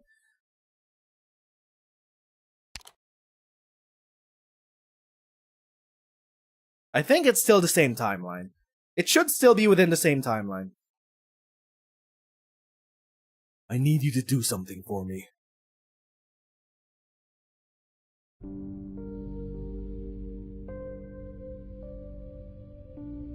The Judicial Review Office has begun to investigate everyone who was near the Skymere Pavilion around the time the writing knife was stolen. Okay, it's still the same timeline.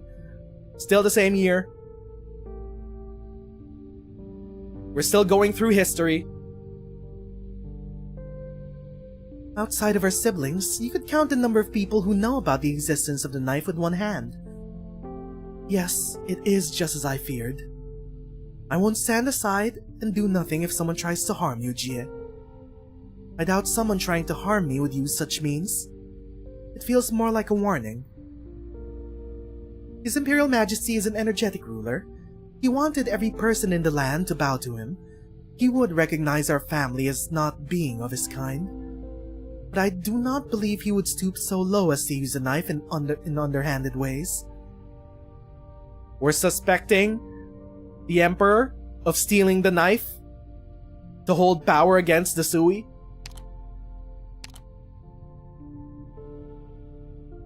It's not fair. If there's anyone who should be above suspicion, it would be you.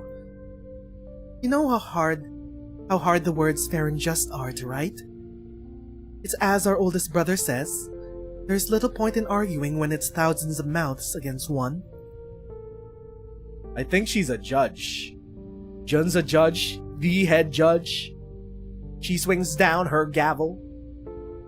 Do Chinese judges even use gavels? Or is it a cultural British thing?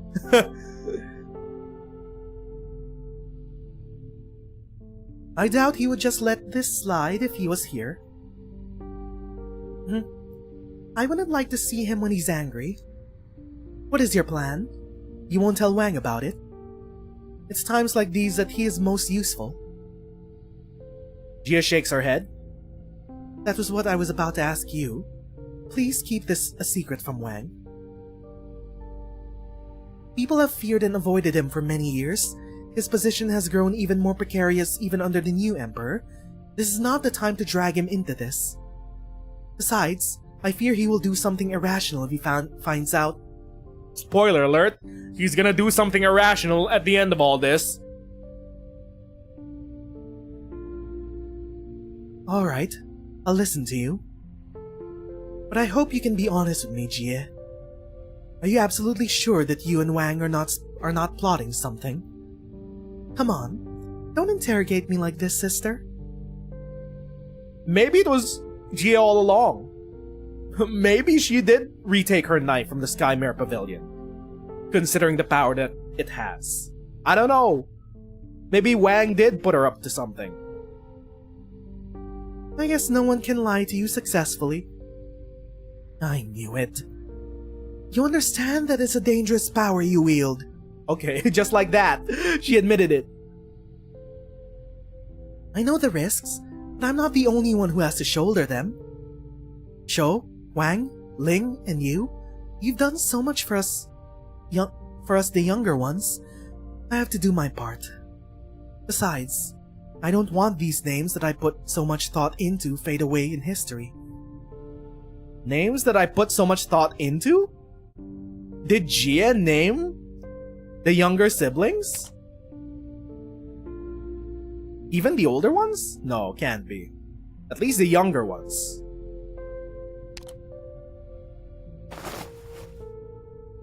Jun continues to frown.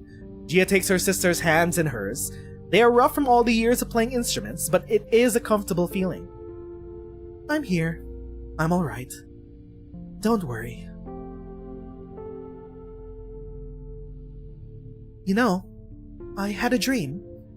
A dream about our future. Bro, they're using the sad melancholic music that we always use in the main story. This is like a final goodbye between the two sisters.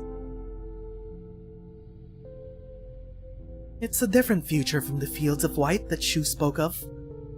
I saw all of you truly live as yourselves. The vision was so real. It didn't seem like a dream. I even have this feeling that it's more than just a dream. She'll never see it come to fruition. Oh, it's Liang. I haven't played much IS6 to understand what Liang is. He's just that guy. It's good to see you, Miss Nyan. Oh my god, Nyan's finally in the plot! How long has it been since you were in the plot? Since Here Are People's Souls? Hey, Roundhead. You're the one supervising the work. What about the foreman? Where's he slacking off? You misunderstand. My master has been very busy with city design ever since he received news of Bai Zhao's modification. He has gone an entire month without sleep at his busiest. Are we in current day or are we still during Jia's time? I'm assuming we're still in Jia's time, considering we're talking about the building of Bai Zhao's nomadic city, which explains why Jia is around in Mangshan town. That slowpoke picks himself up once in a while, eh? He calls Yan's first ever nomadic city a project of monumental significance. Every detail of the city must be carefully considered. Therefore, he must complete it before you have a chance to do something to his design. Wait, it wasn't Yan's initial design? I thought Yan was part of the grand nomadic city project of Yan. Well, they used her powers to build more nomadic cities. It wasn't her initial design? What the? How dare he talk behind my back like this, when I always share the good stuff with him? Where is he? I'll bite his head off for this. Sleeping. He has slept for 10 days now, and he is supposed to deliver the drafts of the gates to the Ministry of Works today. He told me that I am to stop the Ministry's people from getting in, no matter what. Huh. Now that's the Yi I know. Is there something else? You said Yi's sleeping. I remember he picked up a meteorite a few decades ago. It's still in his garden, isn't it? Where? Miss Nyan, I have my master's instructions. I'm not to allow anyone near the Garden of Grotesqueries, whether it is you or anyone from the Ministry of Works. Why are you so loyal to him? Say, wasn't it I who gave him the materials to build your body? You should obey my orders. Now shut up and get out of the way. Please, Miss Nyan, you make my position most difficult. Mr. Liang, Miss Nyan, the Assistant Minister requests your urgent presence at the Forbidden City. Urgent? How much? The Baizhao project has encountered a snag. A shipment of materials, Oriron and Originium and the like, which Baizhao urgently needs, has been delayed. It has brought construction to a grinding halt. What the? What are the geezers at the Ministry of Works doing? They need to call in Nyan to produce materials out of thin air. What is going on? I demand an explanation! The construction of Baizhao is the most important thing in the land. How could this be allowed to happen? The Qidao around the capital is well maintained. How could it collapse when no catastrophe has occurred? How could there be bandits so close to the capital? Maybe bandits? Maybe it's just government corruption. Maybe a few corners were cut in the building of the Qidao. I don't know, man. Maybe we're trying to hide something about the amount of human sacrifice that it took to build the Qidao. Maybe that had something to do with it. I have to say that these incidents are highly suspicious, sir. The sudden collapse, the supplies that disappeared without reason, then showed up just as suddenly where they should not. If there is indeed someone behind this, then their objective must be to sow confusion. Rumors have been spreading in the city. Many workers believe the Baizhao picked a time of ill fortune to begin construction. Someone is sowing confusion? Who? Sir, the Ministry of Rights requests a meeting. What is Rights doing here at a time like this? Did they come to laugh at us? Reporting, sir. The Ministry of Rights said that although the Ministry of Works has been quite busy of late, this trouble involves more than just the Ministry of Works. There's a conspiracy afoot? Alongside the disappearance... Hold up. Wait a minute. I had Enfield flashbacks. Suddenly I was confused for a moment there. I thought I was playing Enfield at a moment.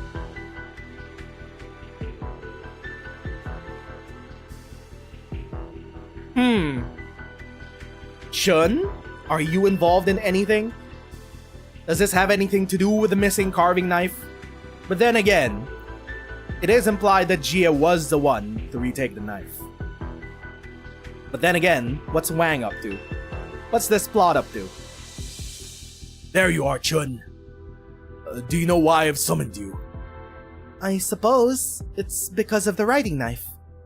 Yes. How do you propose to solve this dilemma? Perhaps if you could put in a few good words for her and return it to its owner? Ha!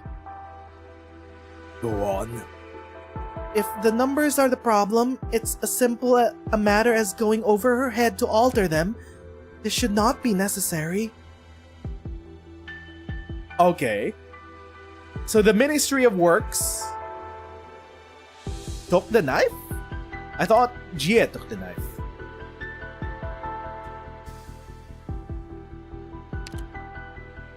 How interesting.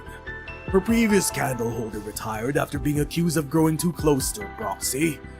She has a knack of winning people over, doesn't she? I mean, all the proxies have their own eccentricities, but they have never plotted against Yan. Indeed, we can tolerate the eccentricities of others, as long as they do not seek to harm Yan. What the fuck you mean harm, Yan? This is just paperwork! This is just about government paperwork! But you must understand what you're dealing with, what her powers mean to Yan. Okay, they're more scared of her powers than her actual role. The writing knife. Okay, the Sui regulator. I think I get the situation now. The Sui regulator have called in Chun because they probably already know that Jie retook her writing knife. For what reason, they don't know. However, the writing knife is dangerous in the hands of their Sui. She could do anything. She could alter history with her knife. Although she did say it does take a lot out of her to do it.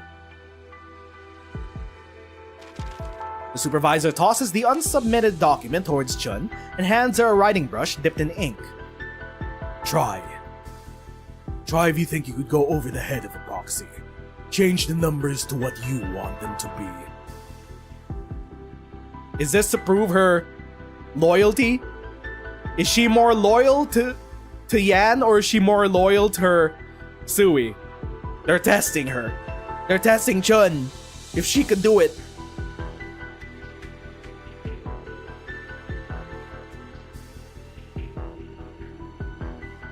Your Imperial Majesty, the Ministries of Rights and Works have completed the investigations into the loss of supplies of the Baijiao project. The investigators unanimously agree that it was most likely an intentional act, and there was someone behind it. The supplies have arrived at Baijiao. The Ministry of Works will do its best to make up for the lost progress. What are you hiding? You suspect that there is someone behind it? You must have a suspect. The nervous official dares not look straight at the figure behind the curtain. Out of the corner of the eye, he glimpses his majestic lord standing before his desk, writing something. A well-timed declaration of war. 2, in fact. One telling me that she is the sole mouth of Yan, while the other demonstrating that he can easily disrupt Yan's greatest project. That the continuation of the project depends on his approval. Oh.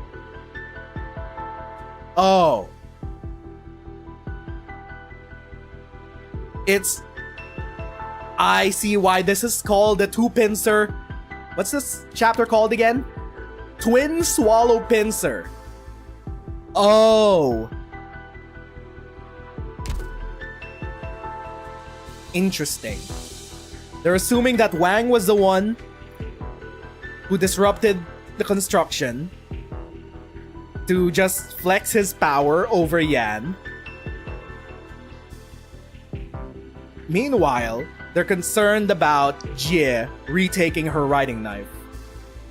This is just paranoia? She got killed because of paranoia? We don't even know if Jie is directly involved with Wang. Wang might be operating on his own and Jie just got caught in crossfire. Will there come a day when they could make Yan's armies turn on themselves if they wanted? This is the most serious matter, Your Majesty. If the proxies are indeed stirring trouble, the Sui regulators should act immediately and punish them severely. There's no need to be hasty. The figure behind the curtain thinks for a moment, then puts down his writing brush. I know the craft of calligraphy must be honed over a long period, but I have not seen the efforts bear fruit. Still, I understand now why the Grand Preceptor wanted me to spend so much time on it. One must be in control of oneself. The young Trulung gazes upon the ink on the paper, but he seems dissatisfied and frowns. Jin Ye Ming Yue Ren Jin Wang. The moon's Wan gloom drew every eye. He picks up the writing knife and uses it to scrape away the conspicuous character of Wang. In an instant, the patch of paper is white as new again. He is clever, Unlike his pedantic sister, he knew to let the supplies arrive at Bai Zhao eventually, make a show of good faith. He wished to protest on behalf of his sister. I'll humor his brotherly love. They can record the figures as they like. As for his writing knife, I had considered doing something with it, but never mind. Return it. Return it? What are they planning to do? What's the Emperor planning to do to get the knife back? Jie, the Sui regulator has recovered your item. Thank you. I'm sorry, Jie. I apologize. You found the thing that I lost. That which was lost has been restored. All is well. I was negligent in my duty. There's something I've always wanted to ask you, Jie. You said you didn't want to use the writing knife to alter history, not even to change clerical errors. Why have you kept the knife around? Did you forget that you already asked the question when you were there, when you were 3 months on the job? You complained that I didn't allow you to use the writing knife to correct errors. Is that so? I don't really remember. Have you forgotten about your original aspiration, now that the erroneous description of Yan elves have been addressed? No, It's true that one should not pursue what lies in the past, but just as you and I have demonstrated, it does not mean that we should ignore the errors of the past. Never mind trying to whitewash them. Meanwhile, in Sargon, I have kept the knife so that people will remember the wrongs, that wrongs can always be righted. I understand.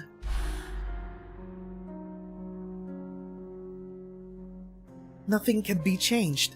Tearing the pages out, writing over the words, they all do nothing because the page is instantly restored to its original state. How could this be? oh, so that's her arts. Well, Pyramid don't have arts. That's her magic. So no one else can mess with the history of Yan, while her influence is upon the archives in the Skymere Pavilion. Her word is law when it comes to history. How could this be? This is her power. Wait, are they really gonna kill off Jie just so that they could fudge the numbers? Is this just a conflict of paperwork and red tape? Of corruption within the Yanese hierarchy?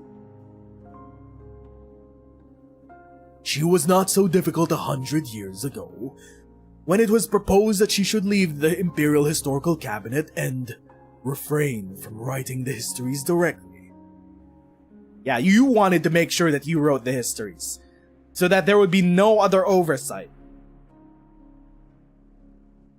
But at the end, it is ironic that she herself would ask for debate and contradicting evidence when it comes to revising history.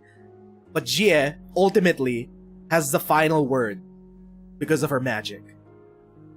She has a final word in whatever history is recorded. But because she's a benevolent being, I guess it's fine. She's willing to engage in the marketplace of ideas. However, though, the bastards within the Ministry of Rights and Works... Was it Works or Rights? Works. She did not complain and indeed transferred to the Skymere Pavilion on her own accord to work on reviews. She has also reduced the number of courses she taught at the academy, mostly working in an advisory capacity similar to how Jun operates. But her photographic memory, enthusiasm for history, and her immortality were too much of a temptation to historians. It became their habit to seek the approval of the one who is never wrong, and she is happy to take on the work, reviewing documents and histories. Today, nothing that passes through her hands can be altered without her approval. As for the writing knife that occupies your mind so much, it was once an ordinary tool when Jie first picked it up. After spending centuries by Jie's side, it became capable of altering text without having to carve out bamboo. 2 centuries later, the writing knife accidentally erased a page from the veritable records of a true lung. What? What? Few, if any, ever perused those pages, and all who knew the subject were gone. And so, when a careless historian's hand slipped, no one could recall what the page held anymore. She made one mistake involving the royal family. And poof, history and reality reshaped. Okay. This is what I meant about the irony of Jie having the last say when it comes to the history of Yan. Her hand slipped. Or at least that's what the Sui regulator think. We still haven't heard Jie's side of the story.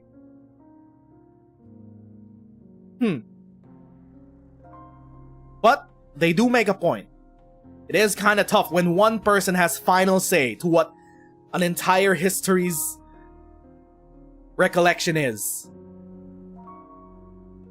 But also these motherfuckers are still kind of corrupt as well. They have a point and then some. One reason was that no copies were made of the veritable records, but it is also true that Jie's powers are growing. If the Sui regulator, or Jie herself chooses to erase a word, a sentence, or perhaps a memory from under heaven with it, it is within the realm of possibility. What? They're just implying that she's too dangerous? That her powers are too powerful? Of all the Sui, she's the most dangerous? Because she could reshape history? The knife represents only a fragment of Jie's powers. How fast are her own powers growing? The deeper Yan's histories grows, the harder it will be to rein her in, for she is one with history. They're gonna kill her off just as a precaution? Because they fear her power? Okay. Somehow, I'm sort of understanding where Wang is now coming from. For what he will eventually do after all this happens. I kinda get why he'll have a grudge versus the True Lung and Yan as a nation.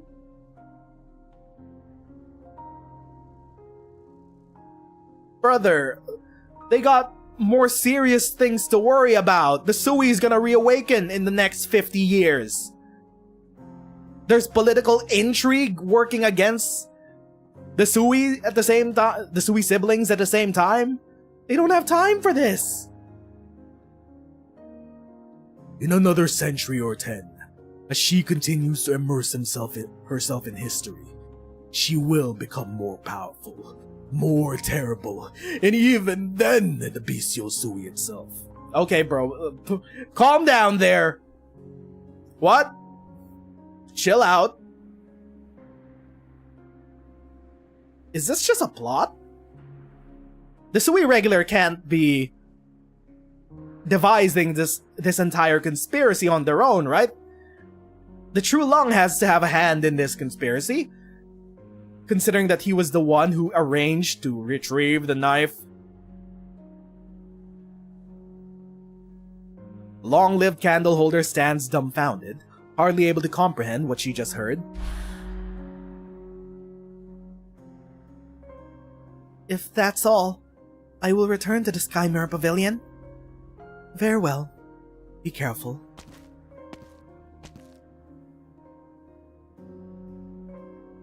Wang? Are you alright? I'm fine. Wang, did you? Silence. They have grown used to this tacit understanding between them in the long centuries that they have spent together. Jia clearly sees the emotions in his eyes. Flames of fury, well hidden, but burning nonetheless. Meanwhile, back in current day. It happened a century ago. I still remember the conflict that occurred because of the writing knife. What is it that you want me to see this time? I thought you would charge recklessly into the dream and tear it apart. Kinda understandable why they think Wang would want revenge. Bro, he's... As I said, the siblings have a bigger issue to fry than the mortal Yanni's government on their ass.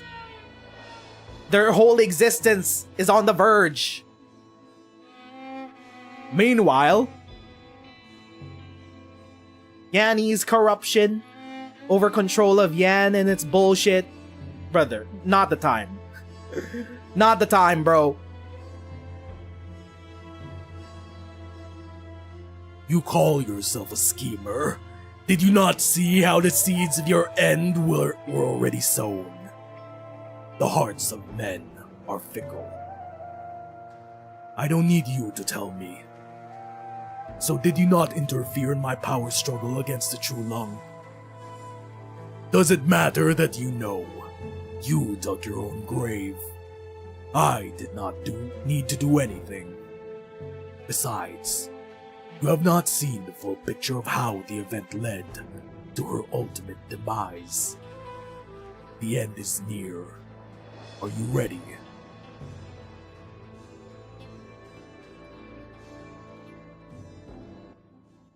God damn, we're just going through the entire history. I will be right back, refill my water, maybe get a snack, maybe a butterscotch or two. Be right back.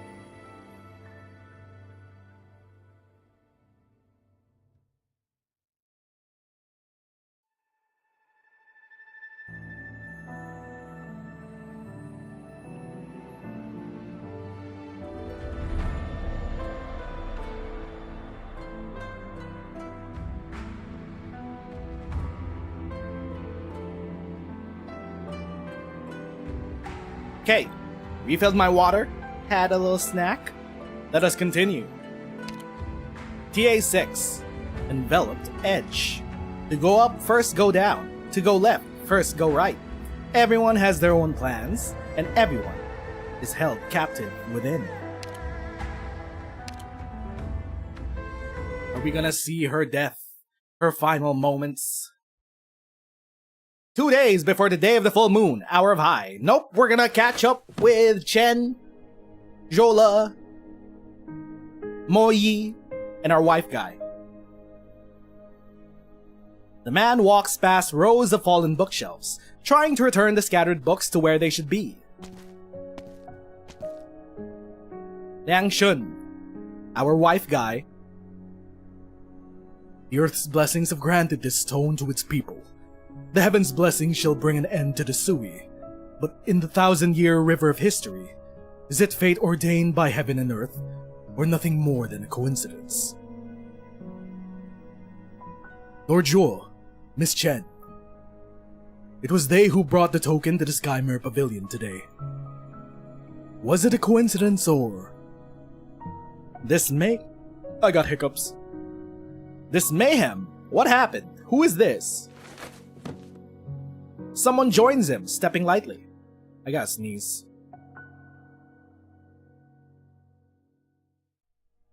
I sneezed. And bends down to pick up a book from the ground. It's Ning! Mr. Liang? Miss Ning, why are you still here? Did you forget that I'm an official of the Ministry of Rights? Neither of us should leave until all the civilians have been evacuated. My favorite couple in all of Arknights? You are quite right. Is the evacuation of the civilians complete? Essentially, Bai Zhao will soon separate. 'Tis unsettling, is it not? Perhaps you wanted to ask how I knew you were here?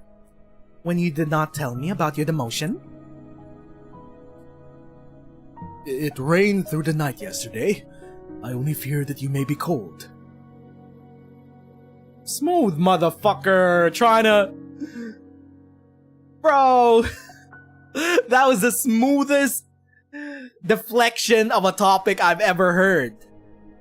Holy shit, wife guy supreme.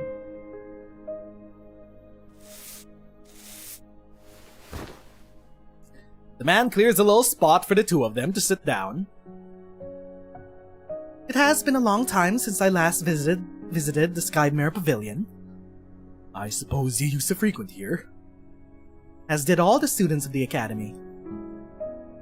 I had a headache whenever I looked up at the books stacked all the way to the ceiling. But now I find here a place of rare peace, away from the troubles beyond. I heard about Mr. Ning. You have my deepest sympathies. My grandfather did what he felt was right. He would not have kept the secret for so long, out of selfish interests. He did it to protect the younger generations too.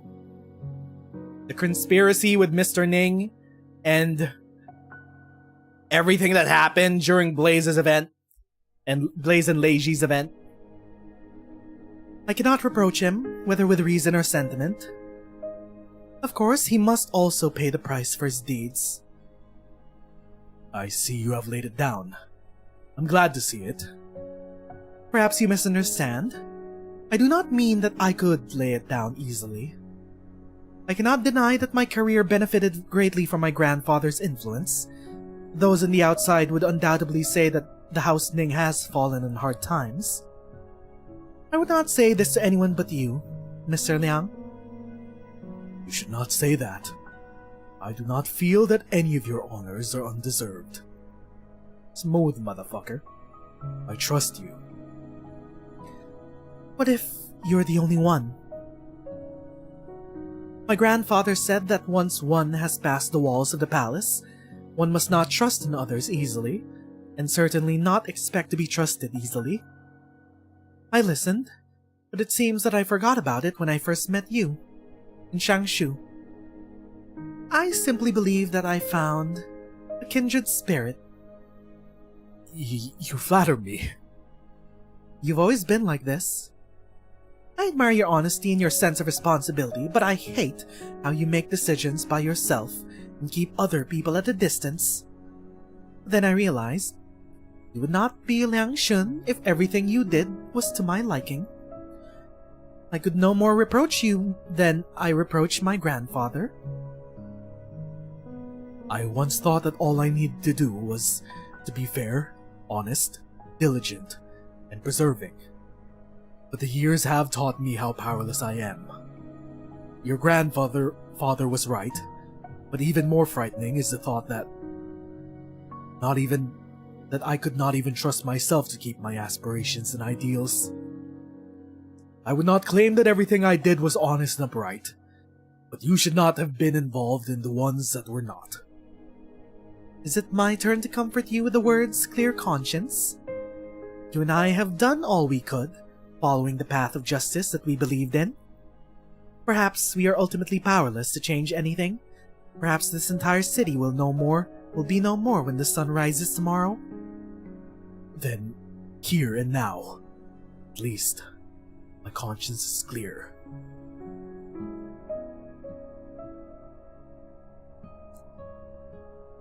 The night is deep. The ancient library has kept some old rules. All is quiet except the passage of time. They hold each other's hands tightly in their own. The desolate pond lies wrinkled by the wind. Beneath the crumbling eaves, no voices remain. One can still recall those days of green sashes and red blooms in their splendor. Of all the canonical couples that we have in Arknights, can we have their descendant in Enfield eventually?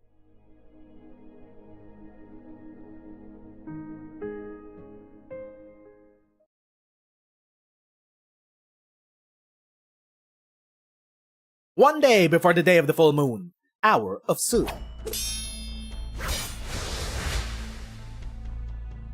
The script guys seem to be appearing less frequently. Could it be that you were right, and these guys are the breathing of the bestial Sui? I told you so. You just won't believe me. Whatever the reason, this is our opportunity to head to the top. So this is the Sky Mirror Pavilion's restricted area. What are you planning? These guys turn back into words when they're defeated. Say, if they were transformed from the secret tomes of the Sky Mirror Pavilion, would defeating them reveal the secrets of Yan that are usually kept hidden? You dare? No sudden moves!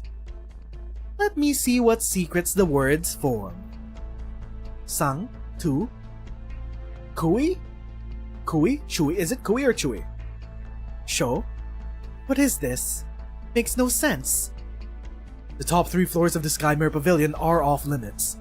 We only enter because we have an important mission.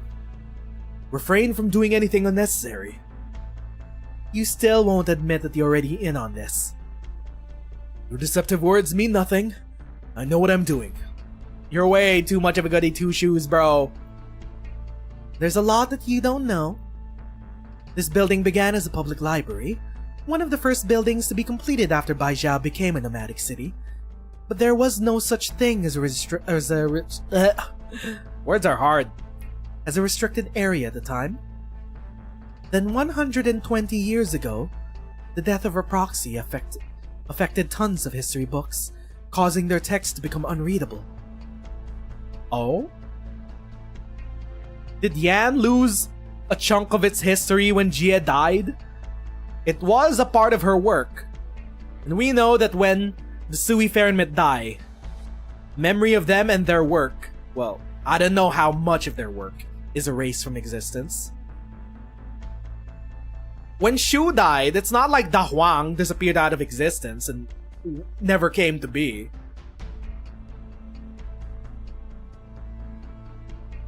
The Sui regulator wanted to dig deep, but the number of books was enormous, so the Sky Mirror Pavilion set aside space up top for Sui regulators' research.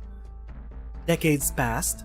When the discussion of the turmoil had settled, the place became a warehouse for dusty old books. Some restricted zone. Why would it be sealed from public view if it held any actual knowledge? We do know a lot. Just a little bit more than you. Things you speak of should not be secret to the Sui regulator, but I have not heard of them before. My studies have been inadequate. You... This is what I hate about you. Always stiff, always by the book. Was that white-haired Pero we met in Mangshan Town a friend of yours? You mean Yun Qingping? Yeah, that's the name, I think. He couldn't fight his way out of a paper bag, and it looked like a stiff wind could blow him over, but he was a quick thinker. Talking to him was kind of interesting. Why don't you learn a thing or two from him? I know Yun's smart. I don't need you to lecture me. Now you start to drop the official tone and sound like a human being. Why did you join the Shanghai Zhong, Mo Yi? What answer do you want to hear? You want me to tell you that I had a difficult childhood, drifted into the Shanghai Zhong, and I'm looking for a chance to repent and mend my ways? Doesn't that sound a little cliché? I wasn't. Say whatever you want. Of course, the Shanghai Zhong who murder and pillage are villains. They deserve to die. But I hate hypocrites even more. Those people who look like they'll die if they stop flaunting their high and mighty morals for a single moment. They think they're better than everyone else the moment they come out of their mama's tummy. Frauds. What I really want to know is, why are you so sure that this thing from the Garden of Grotesqueries will stop a war between the Yan and Sui? Between Yan and Sui. You've been with the Sui regulator for a while? Have you ever wondered what their most closely guarded secret is?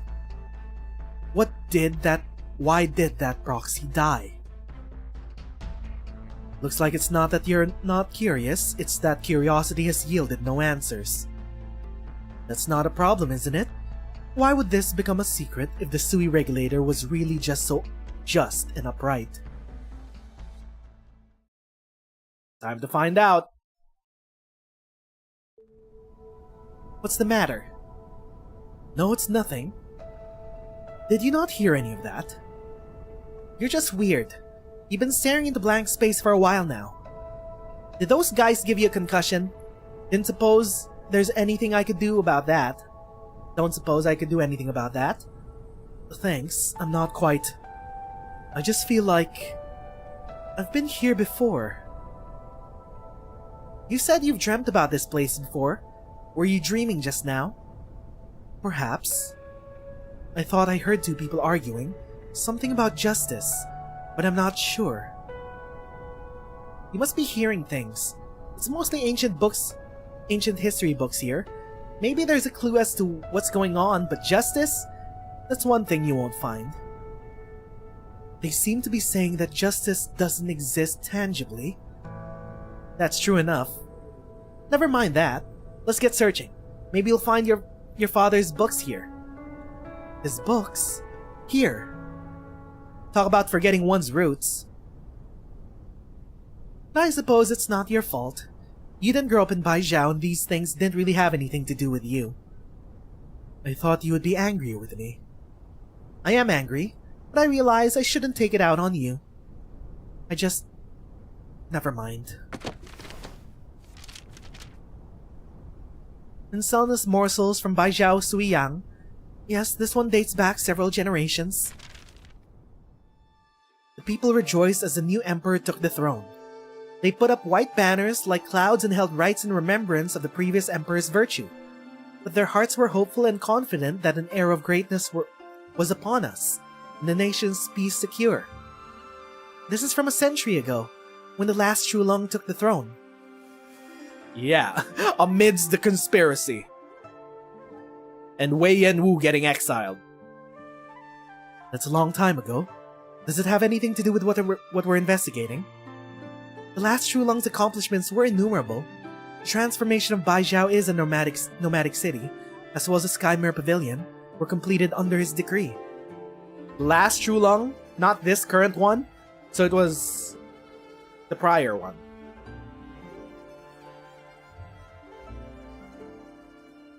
Not that either of us were around back then, although I suppose he would be your grandfather. Yeah, Chen is technically royal blood.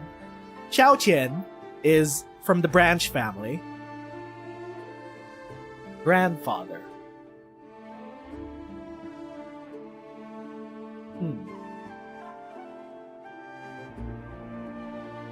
Look at this forward. Talk about sucking up to the powerful. The county records from around Baijiao and the demographic records of Baijiao itself all paint a picture that is far less rosy. In the end, only one person's accomplishments remain. Same old story no matter where you are, I guess. That is kind of strange to hear from a close blood relative of that emperor. When the city of Baijiao was completed, the emperor ordered the tomes of all the archives to be gathered in a single place. The scholars worked by candlelight, collecting fragments and tales, validating the facts and compiling them, so that scattered records are whole again. That's strange. The Imperial Historical Cabinet's efforts to collect the scattered histories happened after the death of the proxy, more than a decade before Baijiao was built. What? But the ambiguous way that it's written, the older generations were always stringent about scholarship. Why would they make such a mistake? They made a mistake because it was Jie's job to begin with. Could it be that even what little they left behind was altered and rewritten? Hold up. Chen Huiche is not listening to her companions muttering. She is on guard for any unusual movement around them. She wanted to tell Chen chao-chien to get moving, but she had a hard time saying it, seeing the sad look on Chen chao-chien's face. I never asked you. What happened to your family? The ones who were in Baijiao? The Chens were a family of historians. They were well regarded but not illustrious. They generally stayed out of conflicts and politics other than the occasional offense they inevitably cause in the course of their work as historians. Historians? They were part of... Wait a minute. How long were they historians, and were they acquainted with Jie? All I remember is that my father said it was tough that the sky had fallen when the family learned about the marriage arrangement with the princess. It was as though the sky had fallen when the family learned about the marriage arrangement with the princess. That cousin was the only unmarried man in the family. He and everyone else knew how dangerous it was, but they were in no position to refuse. The cousin referring to Chen's father? The rest was history. Princess Yan Jing died in Lungmen, and my cousin passed away soon after. His Imperial Majesty did not punish our family, but rumors of strife took on a life of their own. You can imagine what happened to us when everyone decided our house had mistreated the princess. Yeah, Chen's dad was kind of a deadbeat. The whole remarrying thing, the Lula's mother, the black snake, everything that happened.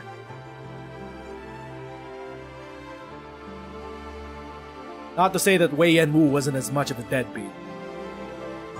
That's not what Mother wanted. I doubt it was Wei Yanwu's intention either. I was very young then. All I saw was... the elders were always sighing when they came back from the morning assembly. Many fell ill out of sheer worry. Brothers and sisters stopped communicating with one another. Everything was shrouded in gloom, but I didn't know why. It's okay, Chen. Your bloodline will last all the way to Talos 2. Your bloodline will survive. Mother moved from place to place, selling off the family's belongings, until we finally left Baijiao altogether. Yet he never once told me the reason. As for what happened after, there was a time after becoming Magistrate of Water here in the Skymare Pavilion, when I thought I couldn't let the family tradition of history die with me. I didn't complain about the job. Most of the position's responsibilities had been replaced by machines anyway. My colleagues, while not the friendliest lot, had little interest in political backstabbing. I had time on my hands, so I thought I would start with my family's history. Was it because the Magistrate of Water's rank was too low? I felt like I had stumbled into a thick fog, getting more lost with every step I took. I knew my family didn't do anything wrong, but all the records I could find denounced us for our arrogance, our abuses. I tracked down the ones who were still alive, tried to ask them what they knew, but they couldn't get away fast enough when they learned I'm from the Chien family, in the Chao generation. The few who were willing to see me said such a bunch of apologetic words in officialese, but refused to tell me anything about the truth of what happened. I spent 10 years on this until I even started to believe it myself, and the House of Chien deserved what it got for mistreating the princess. But I know it wasn't true. What am I? What is the House of Chien? What were your dead parents? What is history? All I know is that history should be a record of the truth. That's what justice means to me. chao-chien. As for the family history you wanted to know, to tell the truth, my parents died when I was very young. I don't remember much about them. And Wei Yanwu was Wei Yanwu. It's hard for me to explain to people who my parents were. Sometimes I pass off the image of Wei Yanwu as my father's, just to make things simple. I don't even remember my mother smiling, and I don't remember many positive things about my father. I just can't imagine how it feels to have your life determined entirely by other people, by those baseless things like responsibility and honor. It's not fair to you, and it's not fair to them. Is life fair and just to anyone? Someone once said to me that the justice that we seek is not in the past, but that doesn't mean that we should forget about it. Bars.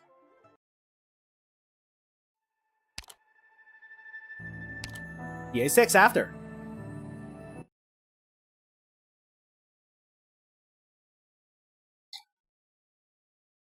One day before the day of the full moon, with Jola's father. The aging general stands silently in the tent, like a brick on an ancient wall. Behind him is the military map that he has drawn 1,000 times in his mind. Before him is the faint silhouette of Bai Zhao. The rain of the Heartlands is unfamiliar to one used to the sands of the frontier. The clouds hang low, suffocatingly so. The general's thoughts drift away.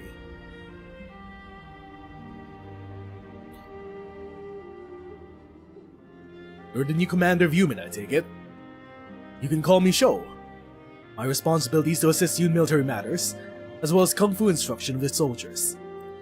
I can take you around the base, if you'd like. You don't remember me. I saw your name in the Imperial Court's announcement. What do you mean by remember? Never mind. I don't need a guide. I served in Yumen before. I see. Forgive my impudence. It seems we are old comrades. The memories tend to fade after all these years on the border. Forgive me if I've caused any offense. Memories faded. I see. Interesting. Get yourself warmed up. I want to spar. You've had a long journey. You should rest. I would be happy to spar with you another day. You don't need to rest. I don't need to rest.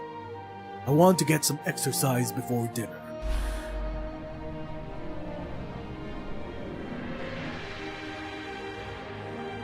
We should go no further, General. The supply lines and troops' morale have been stretched to the limit. We cannot afford to be reckless when fighting demons. Push forward would be very risky. Oh! Okay, we're actually getting to see the Yannis fight the demons. The northern demons. If anything, we only ever got to see this conflict in Dahuang. We're so close! It's already a remarkable victory, General. The demons of the north feed on the fear in men's hearts. This is the first time I've seen a general press on without fear. even with the entire army's fate upon your shoulders. There is nothing to fear. These things have harmed our people, ruined cities and farms. I only wish we could have wiped them out in this battle. Give me 20 years, I swear. I will see all the demons wiped out. Sure, I guess. Let's not address the elephant blades in the room. The Emperor's blades in the room. I have no doubt we will, sir. I doubt anything under heaven could taunt you. What about you? You seem indomitable, invincible. Have you ever been afraid? Transfer. My appointment to human was for 100 years. It's time to leave. And the Sui regulator didn't tell me anything about the personnel change. You're getting more and more out of line. But why are you leaving now? Trouble is stirring the Northwest.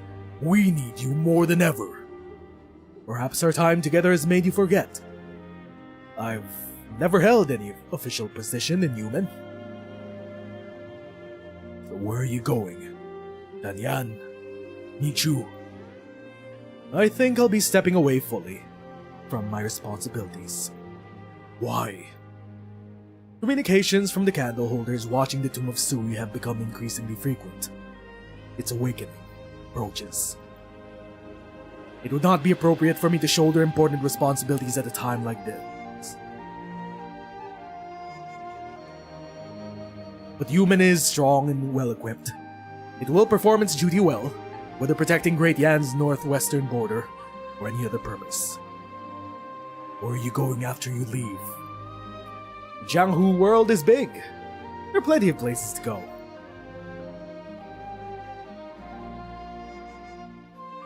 Report. Have the scouts returned? Not yet, sir. We have received no instructions from Bai Zhao in the past 3 days. Sui regulator should be communicating with human, regardless of what's happening in this tomb of the Sui. Send out messengers. Sir, they're forcing their way in! What is the meaning of this?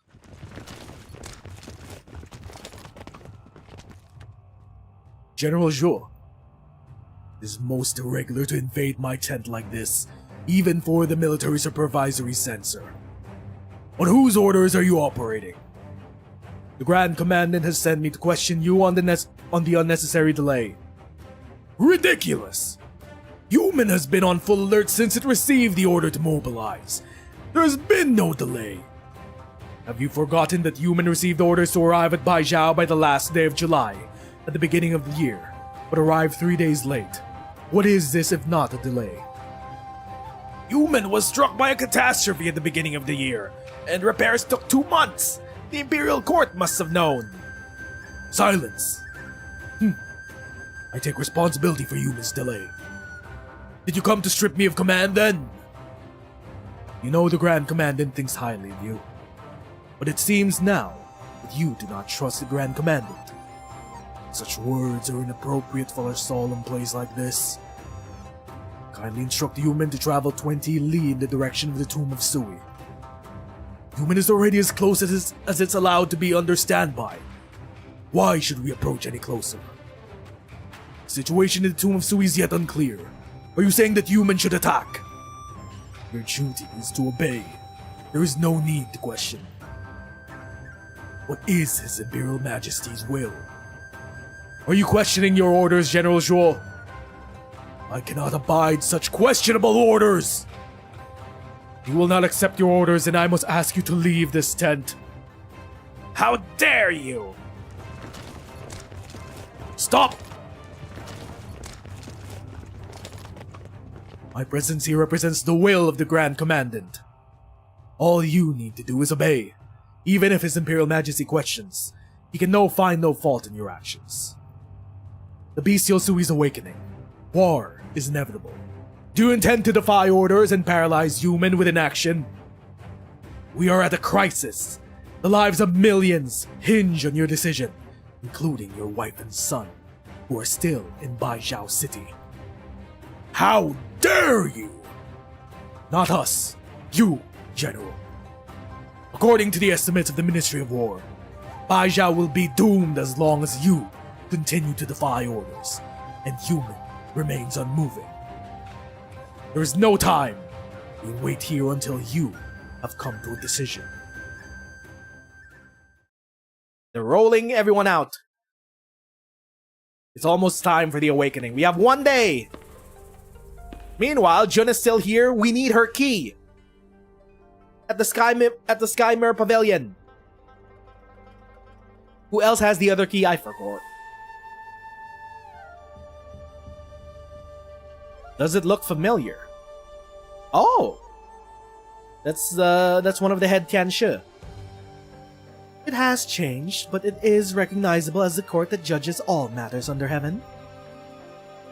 Why have you come back at this time, when you have not done so for many years? Chen Chi. Are you also part of the Chen bloodline? You have a different spelling of Chen. I have an appointment I cannot miss. I know we saw you back during Leiji's event.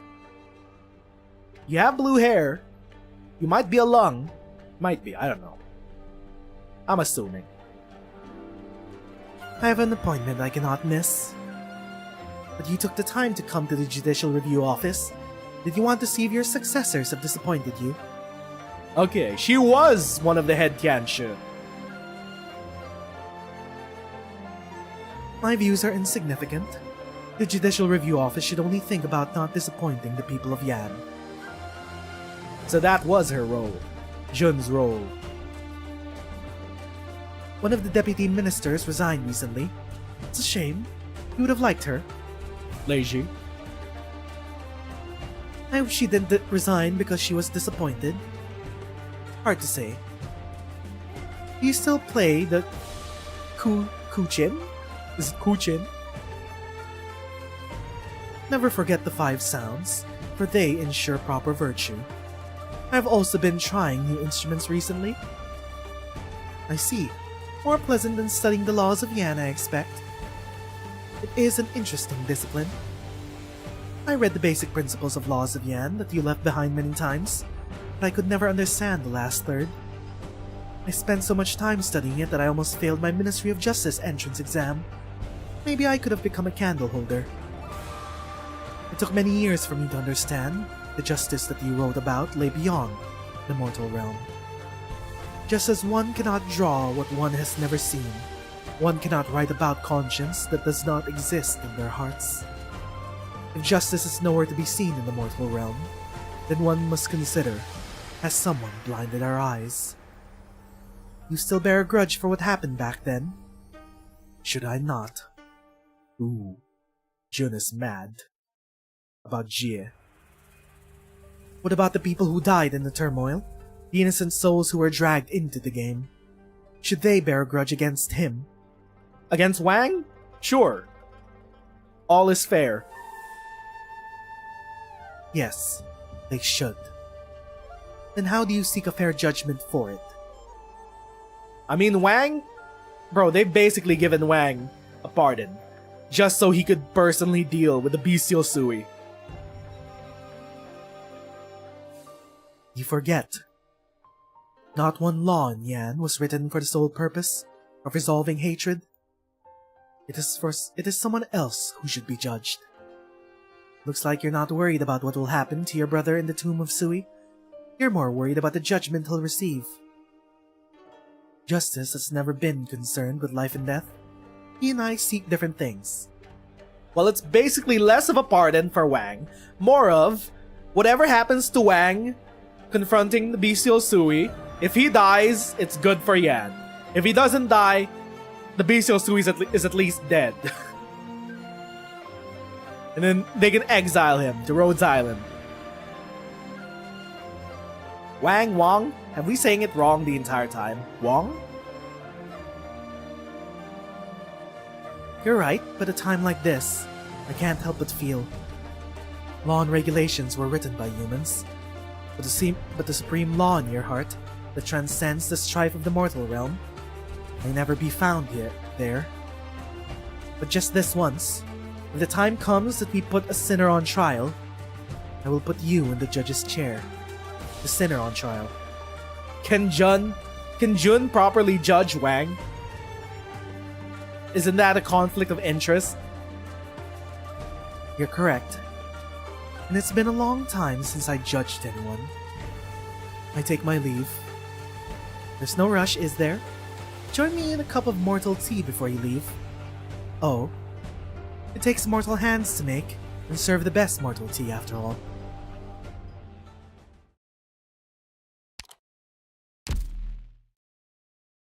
One day before the day of the full moon, hour of you. The Skymere Pavilion's bigger than I thought. That's the sealed room on the top floor, right? How about someone knocks on the door and figures out how to open it? We need 2 keys. Where's Jun? We need her. She's all the way back having tea. There's no one here. I think we're the first. There is one thing that I don't quite understand, Jola. If the Grand Commandant is after the Proxy's relic, I take it that he knows how to use it to neutralize the bestial Sui. He is one of the 3 Grand Ministers. If he plans to obtain it, then he has certainly made plans to use it. I even find myself wondering if someone takes the opportunity to erase another Proxy's name with a writing knife while Wang is fighting the Sui. But what does all of this have to do with Wei and Wu? The Grand Commandant wouldn't have needed the writing knife if he was that powerful. He could have gone into the Tomb of Sui and killed the Sui on his own with his own bare hands. What ideas do you have then? I didn't really care about you and your official stuff. I have a pretty good idea what's going on after listening to you guys talk. Basically, the Crown Prince who went missing 40 years ago after being suspected of staging a coup is back. Am I right? Do not speak of it so casually! I'm not wasting my time arguing with you. Basically, there's another direct descendant of the True Lung here in Baijiao. That explains everything. What are you getting at? Have you never heard of the special originium under Baijiao used to suppress Sui? Is that common knowledge, or is it only because the Shanghai Zhong know of it? Miss Chen is here. Miss Chen here is from Lungmen, so it's understandable that she doesn't know, but you two should. Unless it's above your rank. Do you mean... The Earth's blessings have granted this stone to its people. The Heaven's blessings shall end and bring an end to Sui. A legend associated with the Great Hunt. I thought it was a myth, maybe some kind of allegory. Nope, it's a piece of the first originium. All I know is the Tomb of the Sui was built around a special facility. Alright, I guess you don't know. Why do you know? I guess the Sui regulator left no record of who gave Yan this originium either. Who gave Yan? It was our Grandmaster, Ju's first friend, and the first Shanghai Zhong. A Farenmit gave them a piece of the first originium? To be precise, it was a personal gift to the True Lung, meaning... The mandate of heaven was given by a Farenmit. The foundations of this country is a lie.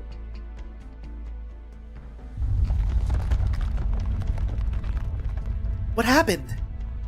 Looks like the evacuation of the civilians is complete. The plates are beginning to separate. Time is short. We should retrieve. So you really made it here. Who is this? Who's... A figure approaches them from the other side of the corridor. You. But how could it be? Fade to black. Ooh, we haven't seen the Imperial Guard in a while. Fuck, they're aura farming. All districts have been fully evacuated, Your Imperial Majesty, and all ministries are ready. They await your command. Tomorrow is the day of the full moon. Yes. Farewell. You don't look like you have a snout. You don't look like you're furry. What's going on? Did the furry gene skip you and go straight to Wei Yanwu? You better show me a snout under there. You better be designed by Korra blood. Separate the plates.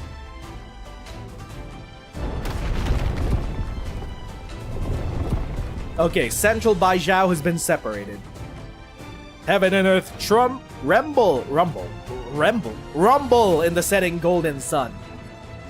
The plates of Baizhao begin to separate, starting from the outer areas, casting numerous shadows in the vast wilderness. I think this is the first time we've seen this from this high of a focal point. Words are really hard. That's a huge ass capital. With 1, 2, 3, 4, 5, 6, 7 outer plates.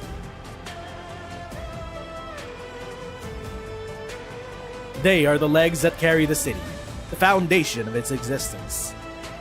Shanshui, Chenjing, Changjie, Yanhuo, Xianjie, Guanfang, Baigu, Zaifu, Bingge. I butchered all those words, unfortunately. Oh my god, never mind. There were way more plates than just 7. The capital is large. The 8 districts have seen 100 springs and autumns together. They have long been standing united, overcoming hardships. Now that they are separated, the future is uncertain. Ooh, we're bringing the vocals in to the music.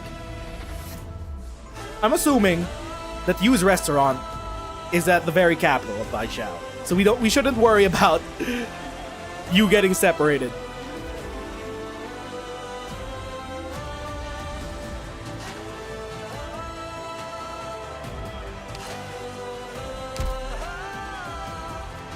I was wondering when you would come. Ah, the Grand Commandant. Your Imperial Majesty. It is time. To use the Bufan? To what? To reclaim the carving knife? Okay, last chapter. TA-7, Severed Yearning. 1,000 ploys exhausted, the body a cage. Parting from the stones, from the self wedged in the gaps, and the one held in mind. Between every gap, a severed slice of memory.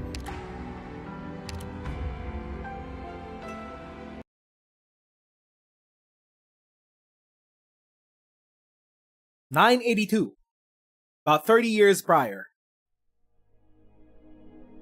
20 years is a long time.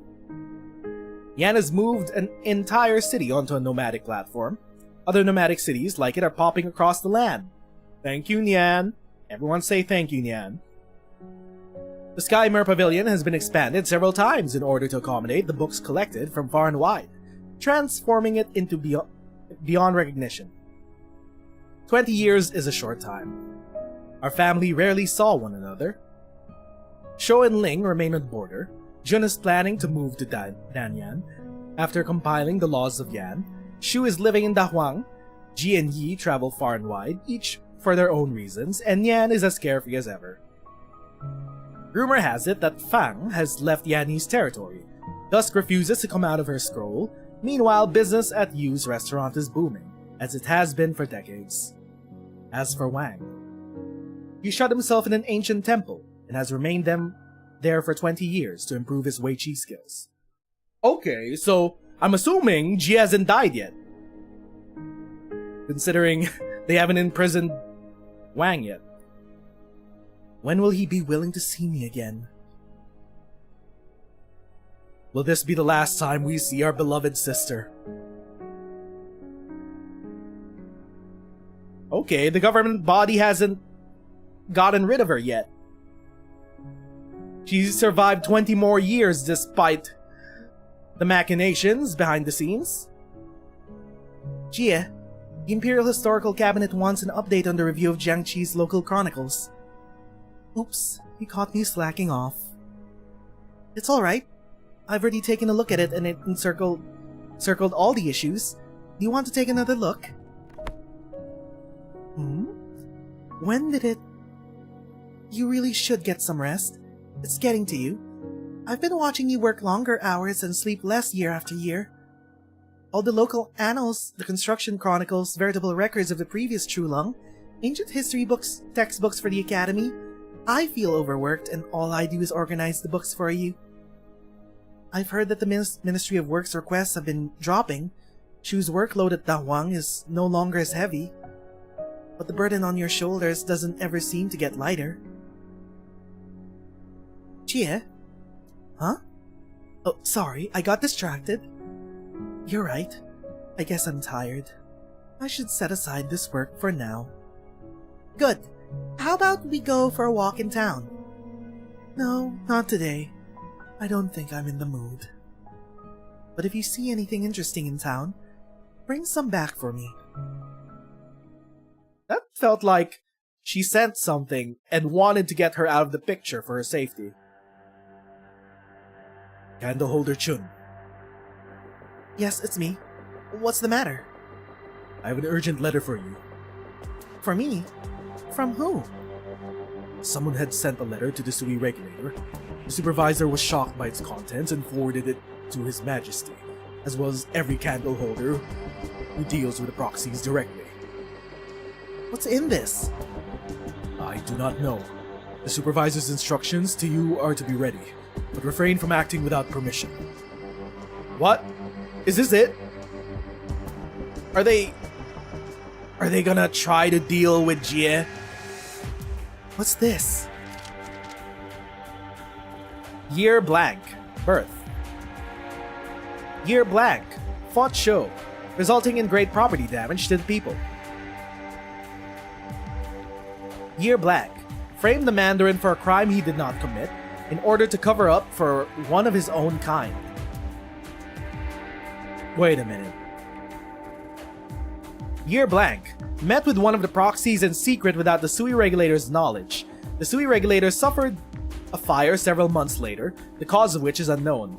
Are these all of Wang's crimes? Year blank. Claimed to kill the bestial Jew, but had in fact allowed it to leave the domain of Yan. Yeah. They found out. It's just a list of receipts of Wang's... well, not really crimes. Crime is a social construct. It's his shenanigans. It's whatever movements that Wang made that was not in parallel with the will of the Yanese government. Framing an official, meeting in secret, arson, sheltering a Farenmit. This is about... Wang? Did Wang really do this? But there's no record in the Sui regulator's archives. Because of Jie. So what? Are they gonna imply that Jie covered up Wang? Covered up for Wang and now they want to go after her? You're still here? Wait a minute. Who is this? I don't think it's the same messenger.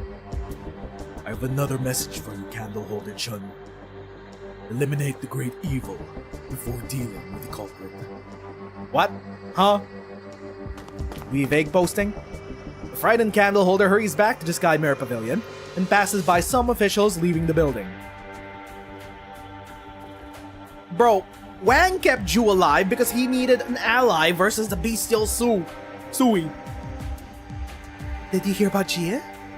Yeah, she's been throwing her weight around, doing whatever she wants with the history books. There's no one in the Sky Mirror Pavilion or the Imperial Historical Cabinet who could stop her. It's becoming a real problem. You're not benevolent. What do you mean benevolent censor? Her candleholder has been negligent in her duties. She should be held responsible if the history of Yan falls into chaos. It's his oopsies, it's Wang's oopsies. The candleholder turns around and sees the two figures leaving quickly. Still unsettled, she picks up a scroll left on the shelf by the Sui regulator. Year, blank, birth. Oh! The information is spreading! Like wildfire. Candleholder knows that something is not right, but she cannot stop her eyes from following the words. Year blank, domination of the Sky Mirror Pavilion and Imperial Historical Cabinet? Her intentions are pure but no one is able to check her power. Year blank, The Chulong attempts to eliminate Sui to neutralize the Jie threat. The tomb of Sui was empty when it was open? What? What? The Jie... How is Jie the most threatening of all the siblings? Are they really that afraid of her reality-bending powers? Of her history-altering powers?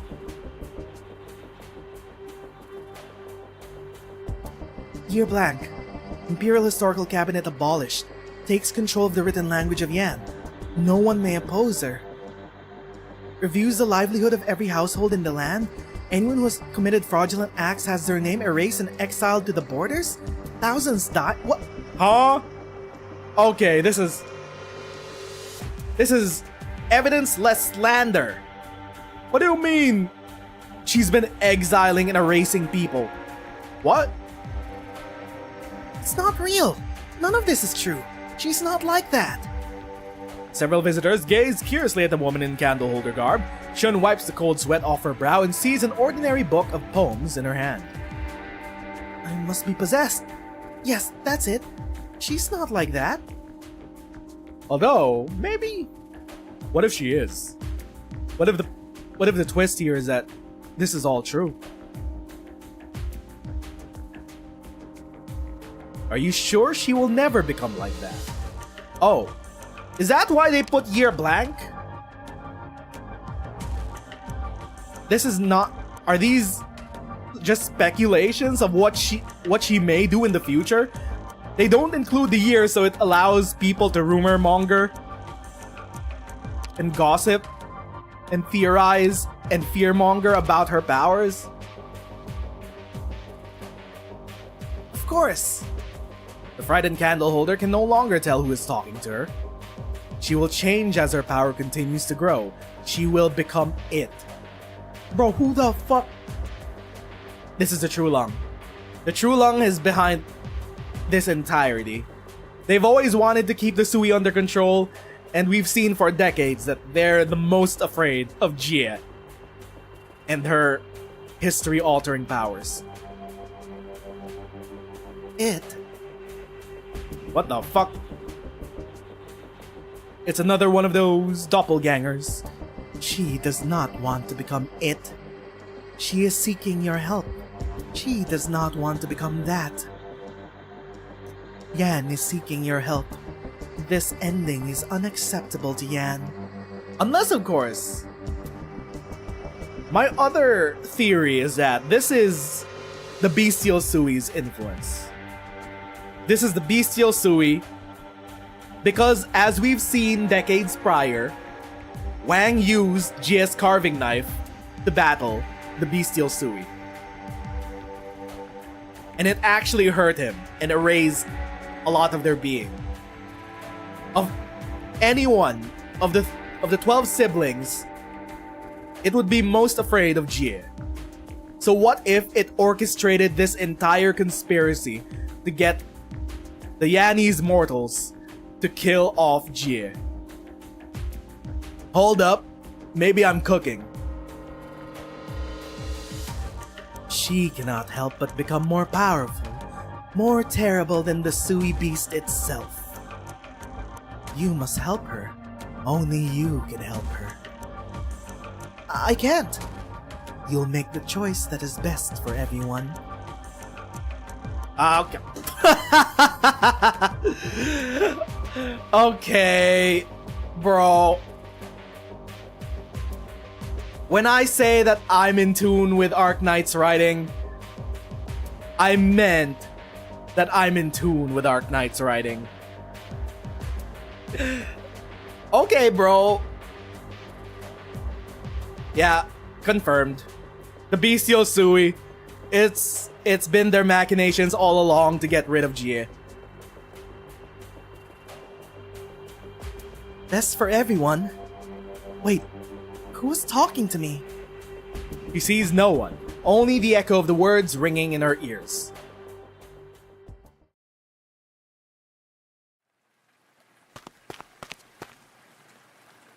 Your Imperial Majesty. The young official walks into the magnificent hall. It is her first time here. Oh, is that Jie? The Supreme Sovereign is not sitting on the throne, but standing by the window and gazing at the drizzle outside. You're aware that Grand Preceptor passed away yesterday. He was your teacher and mine. He recommended you before he died. He said you were his proudest student, that you can be trusted with a heavy responsibility. There were certain things I did not have time to ask him, and so I have to ask you. Erudite woman. Is this Blaze's mother? I'm listening, Your Majesty. 20 years ago, wait, no. This is 20 years. This is only 30 years in the past. This can't be Blaze's mother. Never mind. 20 years ago, the Grand Preceptor opposed my decision to build the nomadic cities. Wait, no, the timeline is right. It should be right. 40 years. 950, 960. It's about 960 right now. 980? Fuck, I'm losing track of these timelines. Whatever, dog, just keep going. Grand Preceptor opposed my decision to build the nomadic cities. He said it was an oppressive policy, and that my first priority should be to conserve and give the people relief. 20 years have passed since. Some say that Yan's borders are secure and its coffers rich. A golden age not seen in 1,000 years. Was it Blaze's mom or her sister's mom? I'm forgetting who was involved in this entire plot. Some say the great Yan is exhausted and its people discontent. Do you think I was wrong? I'm but one person, and it is not my place to judge your Imperial Majesty. If I were a wealthy merchant enjoying a luxurious life in a nomadic city, and I said that you were a great and wise leader, would you consider such compliment honest counsel? If I were a common peasant whose family died in the construction projects, and I called you a foolish tyrant with no merit whatsoever, would such criticism be fair and just?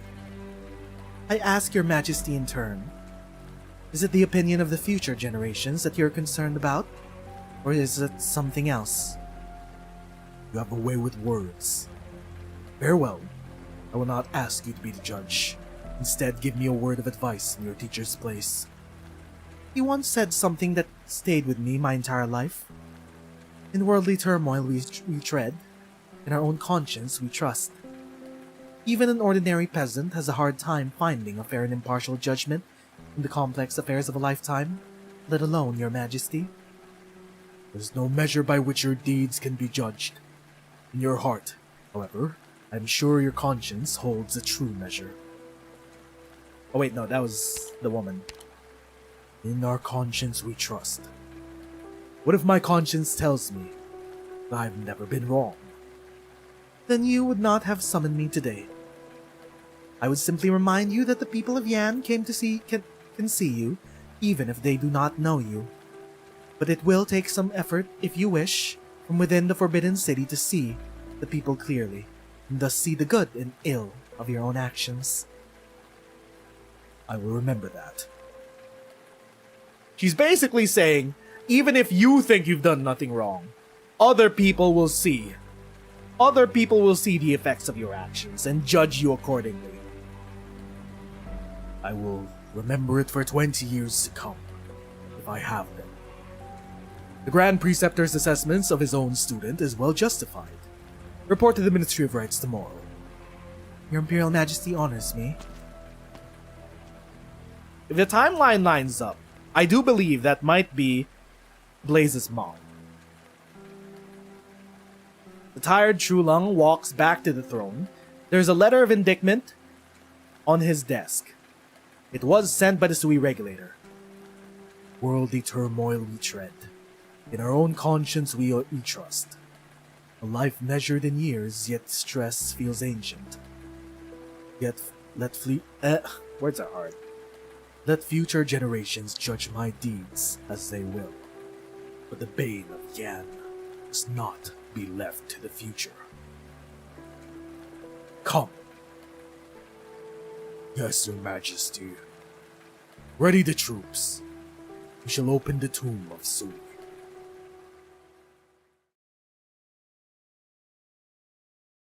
What are they gonna do? Another long, tiring day. The proxy returns to the familiar temple and casts his gaze on the Wei Chi board in a corner as is his habit. One glance is all it takes to notice that something is not right. Someone has been there. The Wei Chi board is empty, except for a single object in the middle, though it is dark in the room and he cannot see what it is. As he approaches, he sees that placed at the center is a ripe, white ginkgo seed.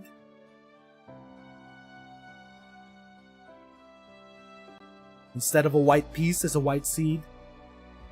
That ginkgo sapling was planted in the spring of this year. The Ministry of Works swore an oath in this hall several days ago that the rebuilding of Baijiao into nomadic city will be complete before the tree bears fruit. 20 years. That is the time that you have. Oh, his time is up. They're going straight to the tomb, with or without Wang. Immortality has made you arrogant. Perhaps you have forgotten that mortals do not have many 20 years.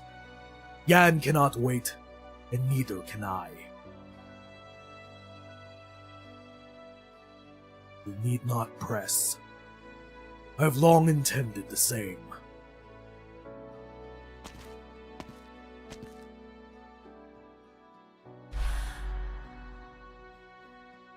If you truly found a path, tell me. I will come with you. Our chances would be better that way. Just tell me what the chances are. You can use me however you want. I would be happy to give my life. But do you really know what you're doing?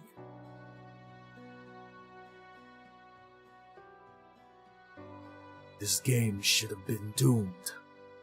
How can the part defeat the whole? How can one defeat oneself and survive? But he saw the only way out for all of them. He will supplant it. Perhaps there will come a day when our strength exceeds its. Then we could truly break free of its influence and live as ourselves. As long as we don't forget who we are, of course.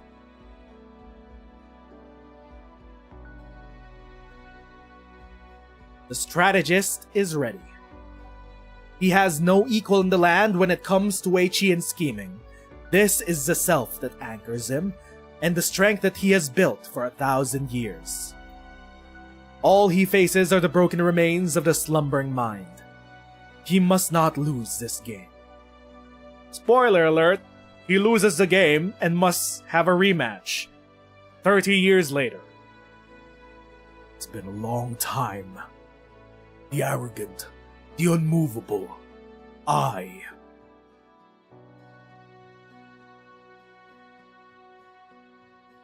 Returning to this dark tomb for the first time in 1,000 years brings back countless emotions. Wait. Hold up. Is this still 30 years prior to current day? I'm pretty sure it is. Otherwise, this is similar.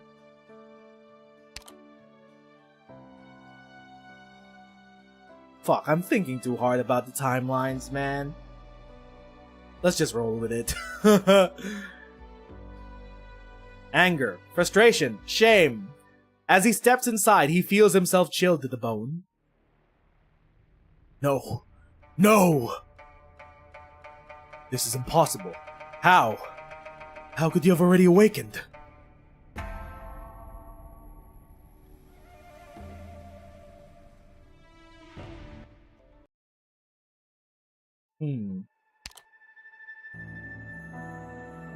This is still back in time. Because White was already moving around, plotting behind the scenes. Yeah, year 982.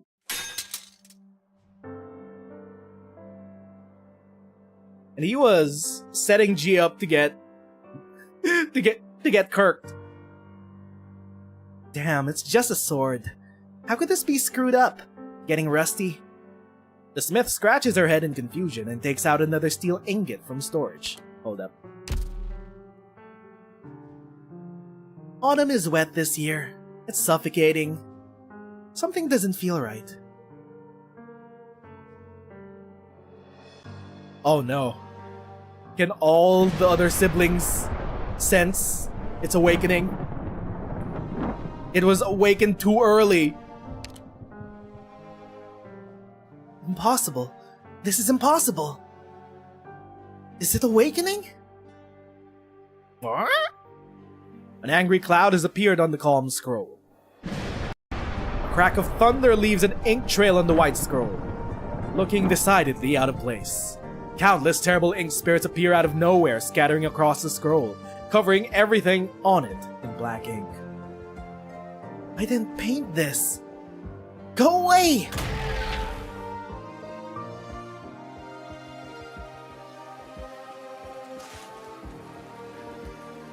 You've had a long journey, Mr. Shou. I'll take you to a quiet place where you can rest. I should not delay in reporting to the Ministry of War. There has been an incident in Baizhou. His Majesty commands that you are not to enter for the time being. Why?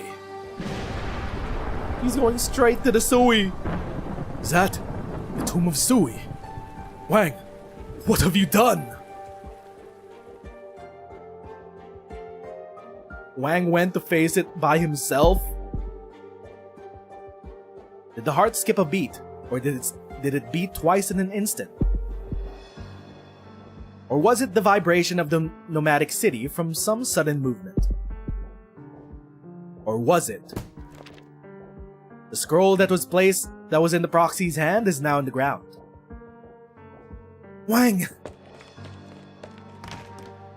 Jie! What is it? Look at this! A letter of indictment? From Wang? Who gave you this? Someone sent it to the Sui regulator. The supervisor had to report to His Majesty. There are rumors that the Imperial Guard is coming to the Sky Mirror Pavilion. Wang is distracted by White. Meanwhile, the Emperor is coming to deal with Jie. Finally. Finally! You're here. Why are you awake? No, your aura is almost identical to its own. But you've appeared in that hollow visage. The hollow visage that is also yours. In any case, you're not awake. You're still in the dream. Of course I'm awake. You had awakened me centuries ago, when you intruded upon my dream. You're bluffing. I would not be standing here if you were truly awake. You flexed in your dream and thought you had woken up. You, a mere dreamwalker, not yet awake. Dare call yourself awake. Dreamwalker? Very well. We'll call this a journey in a dream. But I see those games you and your siblings play with those puny humans, and your foolish, flawed, presumptuous plan to replace me. You want to become the same as the humans, to become such fickle, puny creatures, in order to escape your fate. How pathetic. How laughable. You forget that these puny creatures defeated you and imprisoned you for 1,000 years. Does it matter if you're awake, your shadow, a reflection, a phantom questioning its own shade, a reflection in fleeting water? Killing you will not be difficult. Is that so? The proxy turns around to look at the corridor that he just walked through, but finds no path. Why are you afraid then? It took so long to get a chance to see me like this. If you are not afraid, Why have you not torn me to pieces in your hatred? Pathetic. Foolish. Watch your tongue.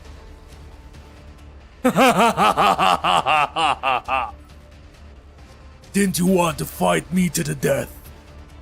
Then come. Do what you do best. A Weiqi board appears in front of Wang, with a familiar crack on it. Without asking, the mysterious foe takes the white stone and goes first according to tradition. The first stone is placed on the Tianyuan position, the center of the board. First move, Tianyuan. Are you mocking me? You'll find out when the game has ended. Your turn. He takes a black piece. The 19 by 19 board is intimately familiar with him. He has not tasted defeat in a long, long time. Yet it seems as though his opponent sees through his every move, every thought, every emotion. He soon finds himself at a disadvantage, even though his opponent had forfeited the opening move. Impossible. Why would it be? Have you not realized that all the intricate moves that you have pondered, all your puny stratagems, are no secrets to me? Great, now there's two of them. Two stinky rat men. Because I am you. Giving up already? No, that won't do. You must finish the game. So be it. He clenches his teeth, and picks up another stone. Every move causes a splitting headache. Every move drains his spirit, and my mouth is getting sore. The game is finally concluded after another 100 moves or so, with all endgame plays settled. Black wins by the slimmest margins, half a point, as the points are tallied. The player is exhausted, as his last gasp. Lose. Arrogant as ever.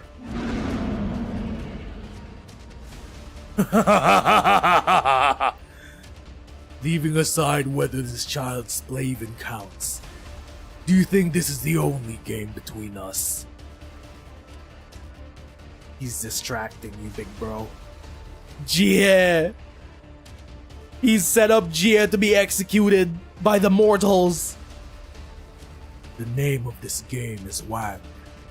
You may have won this round, but have you any idea how insignificant it is in the bigger picture? Step back, go there and look back, and see if there is any meaning in these moves that took every last drop of your being. Against his will, Wang gets up and takes a few steps back. It is only a few steps, but the board that he has been seeing has shrunk to a tiny piece. No matter how you flail and struggle, it is no more than 1/12 of the game. All the twists and turns of your black pieces have not determined the outcomes of a single corner. Why do you think you can make me concede? What he means here, 1/12 of the game, is that all the siblings have to be together to defeat the one, the original. Wang has always been a lone wolf. He's always tried to shoulder this on his own. The reason why he can't defeat the bestial Sui is because he refuses to stand by the siblings together. That's his fault. That's his folly. He thinks he has to bear the sacrifice alone. And that's why he will lose. Not one of the 12. All 12 have to be here to face the Sui. Wang forces himself to look. It is no longer a 19 by 19 board, but 100 lines vertical and across. The game that he has poured his heart and soul into, just to win by a hair, looks utterly insignificant on the vast board. Countless white pieces, as many as there are stars in the sky, lie beyond the board, which itself seems endless. There is no room to intervene in their formation, as immutable as the Sui's anger and contempt, which has simmered for 1,000 years. Planned this.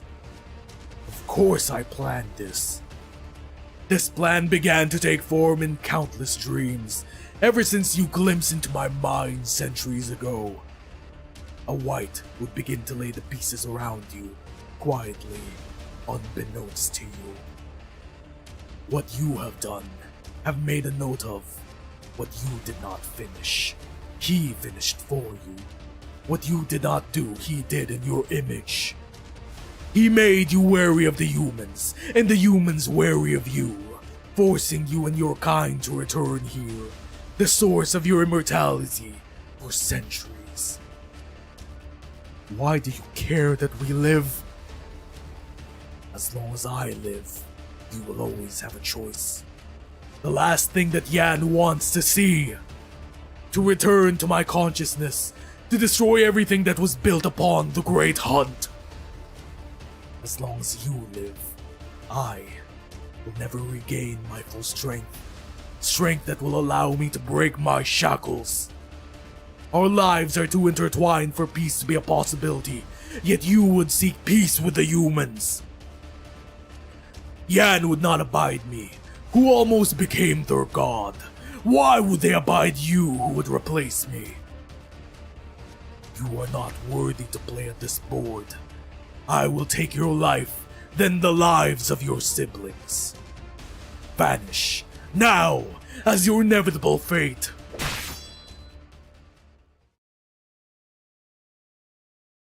Who was that?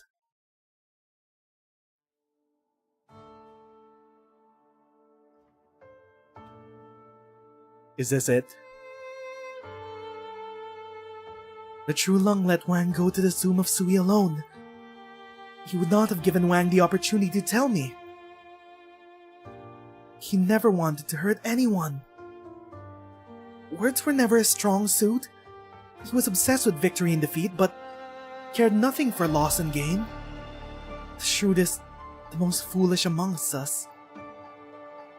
He saw through every scheme and treachery, but he could not do something as simple as letting those around him truly know him. Besides, am I not the proxy that the Sui regulator and you have always feared the most?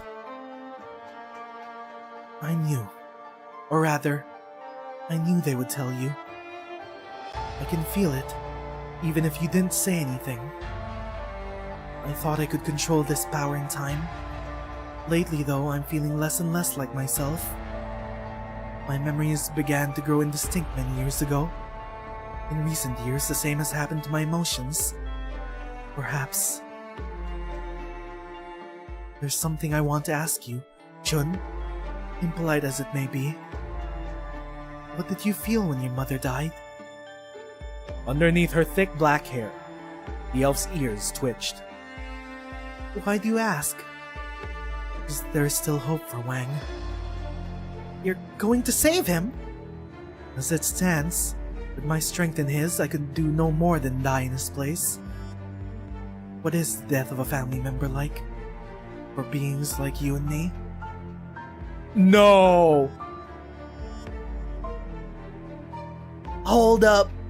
Is she gonna rewrite history and take Wang's death in her place? In his place?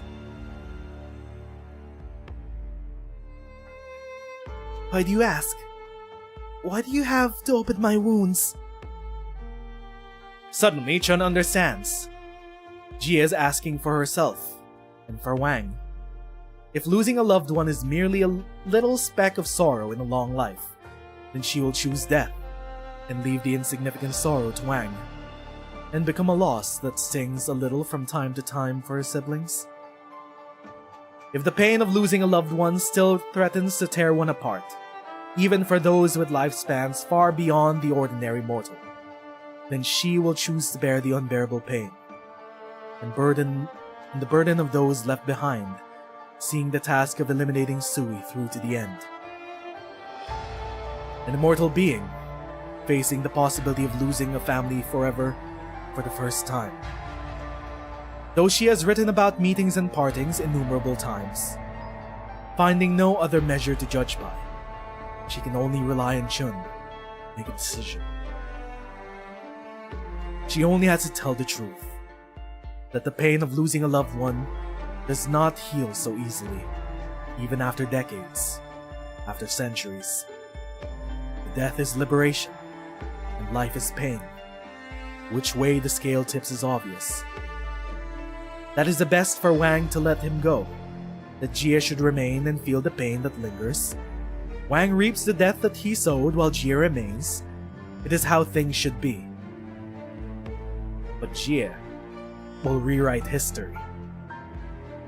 That Jie would cautiously advance the cause of eliminating Sui, without crossing the line as Wang did, incurring the wrath of the True Lung when the Sui regulator received an anonymous tip. It's for the best. They were gonna kill her regardless. They were gonna deal with her regardless, so this is the only path that she sees forward. In exchange for her life, Wang will live.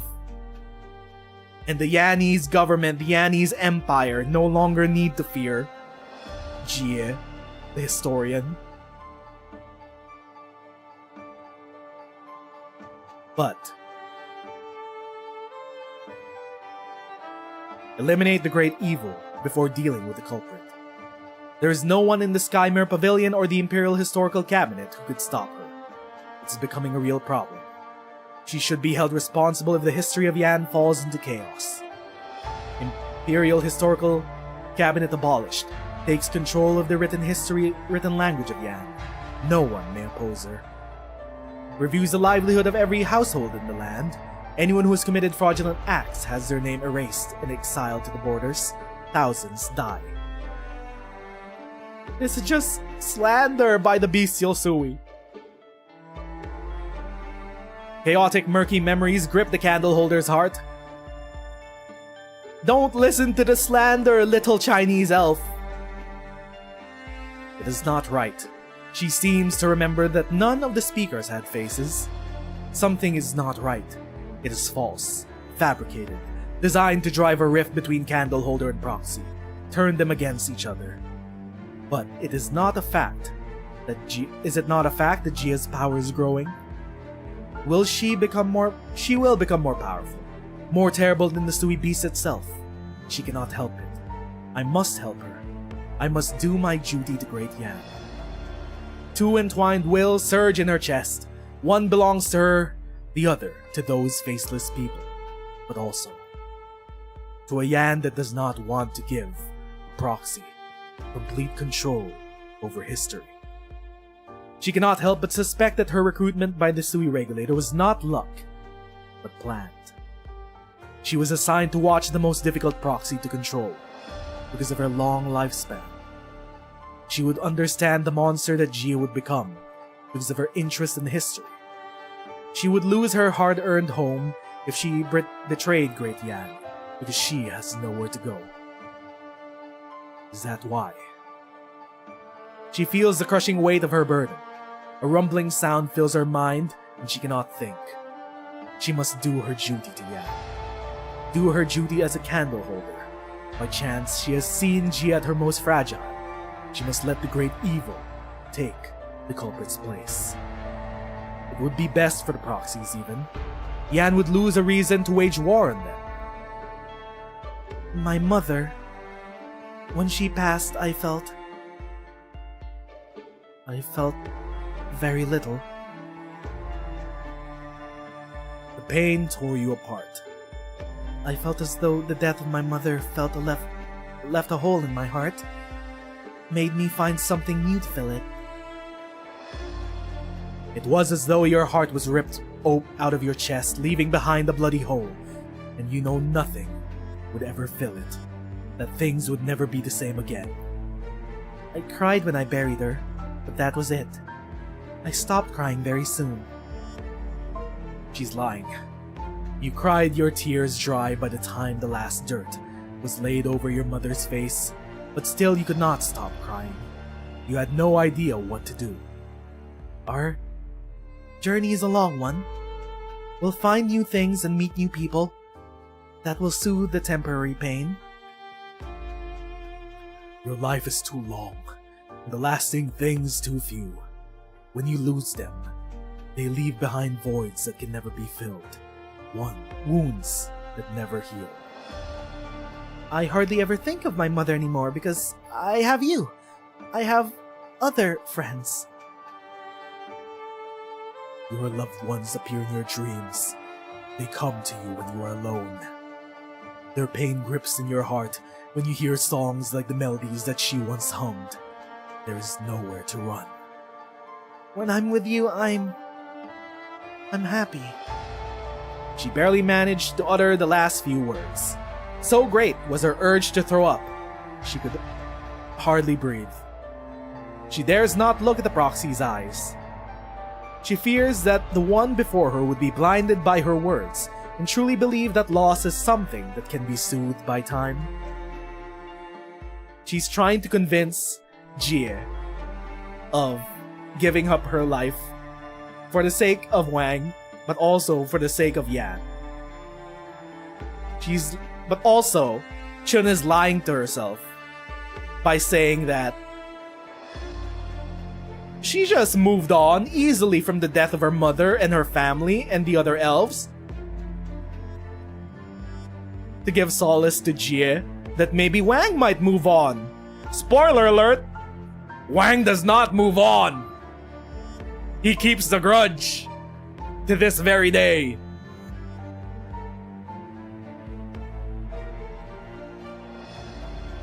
But Chun feels like she has to lie to herself in order to get Jie to do it, to sacrifice herself.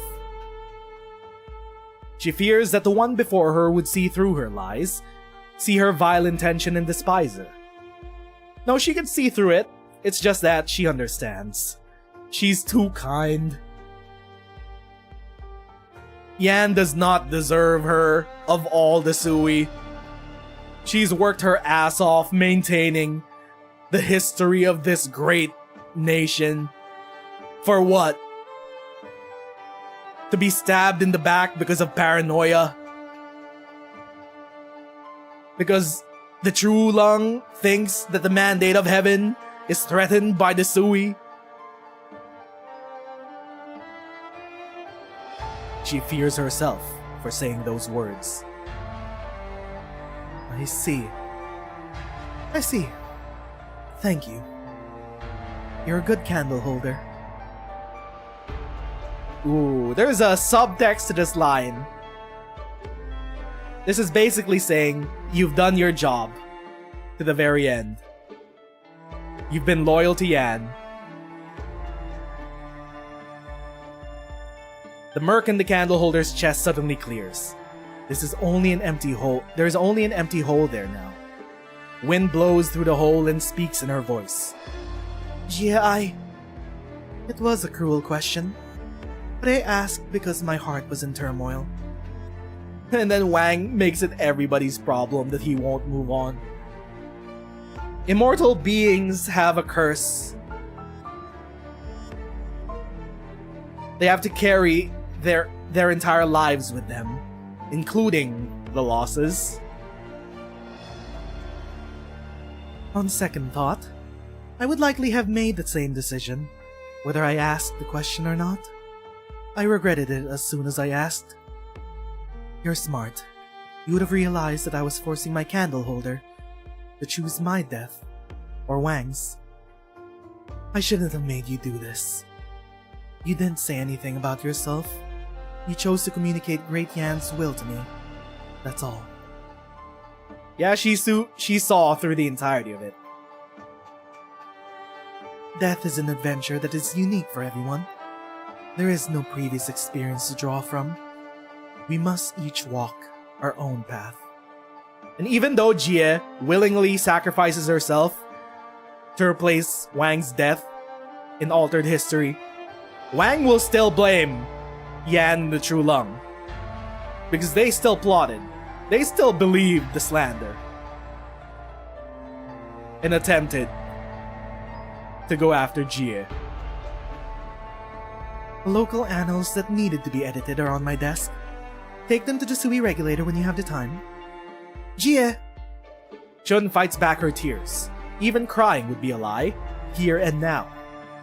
But the hole in her chest continues to sob, a sound that only she could hear. Finally, she forces a few sorrowful, powerless words from her chest. I'll be going. You take care.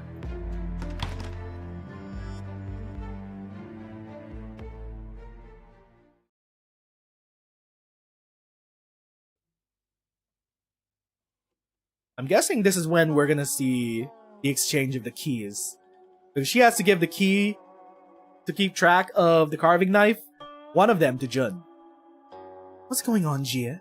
The Imperial Guard is coming to the Sky Mirror Pavilion, and I almost got shut inside my own home by my candle holder. Did something happen to Wang? You can hear it, can't you? Its heartbeat. He went into the tomb of Sui. When? 2 hours ago. We can talk about the rule breaking later. The court clearly wants to exclude us and time is short. What's your plan?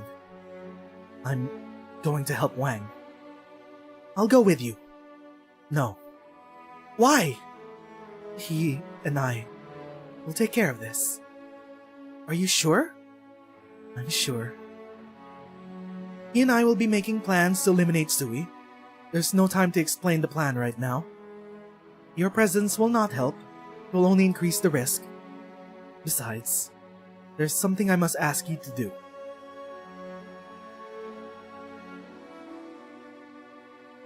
The carving knife.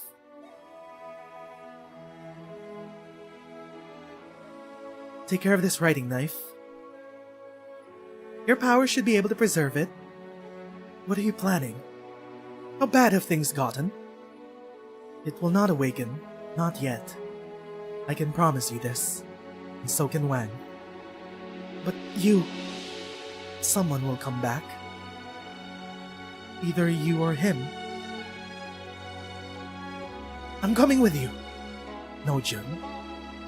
I truly mean no offense. I need to entrust this writing knife to the keeping of someone who is absolutely just and impartial. If someone with ill intent gets his hands on it, it will do far more damage than the death of a single proxy. Spoiler alert! Chen is gonna inherit the knife. Or at least use it for this event. I thought about destroying it. In the end, I felt that it was worth preserving. The wrongs of the past should be righted, though I do not know at what price. Perhaps the writing knife will be of help to you, or to Yan, until the day comes when no one can use it anymore.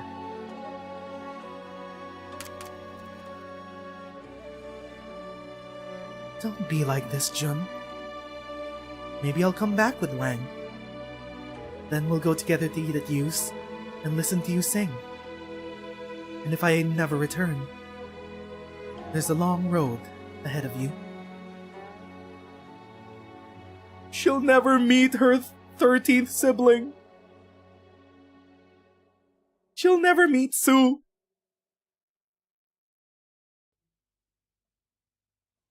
It is not so easy to not look back. She looks at the innumerable lives and deaths recorded upon the shelves, many of which she had written with her own pen. Would she become one of them? How would those who come after depict this life, one that seems too long for others to comprehend, yet far too hurried for herself? How would the other siblings react when they read these pages? No. There will be no record of her. She knows it. Of all the siblings, she is the one who has spent the most time with Wang. She has given Wang ideas for his plans, helped him calculate the conditions and timing for Sui's elimination. She can guess what is happening in the tomb of Sui. The clear and distinct heartbeat has already told the full story. There's no other way. She must use her powers to erase the name. She has spent much more time in the mortal realm than ordinary people. Everyone dies. It is precisely the cycle of life and death that made possible the innumerable ways of life that have fascinated her, as well as her siblings. But if death is such an unremarkable thing, like a wisp of smoke in the wind, what is living truly?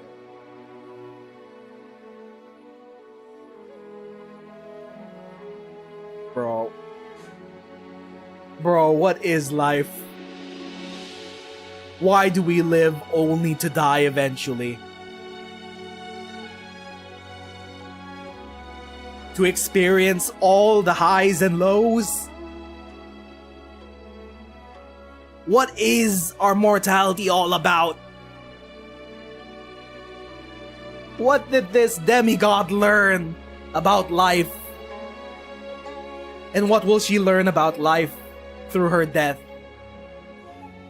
Fuck, bro!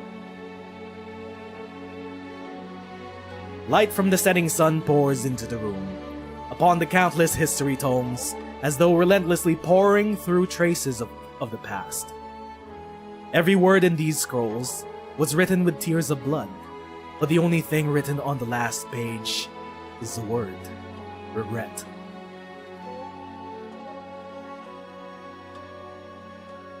The sun's rays by the window. How warm. But she does not walk towards the sunlight. But she leaves the room. Into the darkness of the tomb.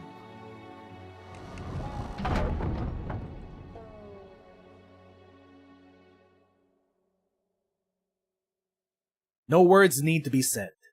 Wang knows it is a fragment it has retrieved from his own memory, an image that he has never forgotten for even a moment in the last 120 years.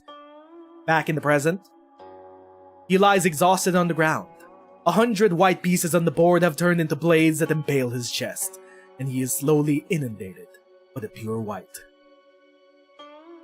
Wang in current day is repeating the same mistakes that he made 30 years ago. He's still doing this on his own. Until the golden light surrounds him. I'm sorry. Wait for me. Wait for me to come back. For you to come back. It was the other side of the dream, a place that he should not have been able to touch. But she seems to notice him and turns around to look at it. Actually, no, this is not present day. This is when Jia came to save his ass. There's a faint smile on Jia's face, and she nods lightly. The light gushes from behind her, surrounding the figure, swallowing it, dissolving it, sweeping away the dream realm and revealing the true face of this place.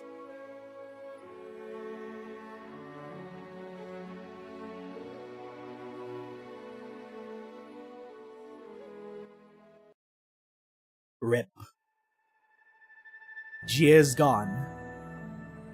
I'm surprised that she didn't use the writing knife itself. I thought she was gonna use the knife to alter Wang's death during his fight with White. I think she just took his place. All things considered. Didn't even need the writing knife. Wow. We finally have the full story of Jia's life and death. The nation of Yan did not deserve her.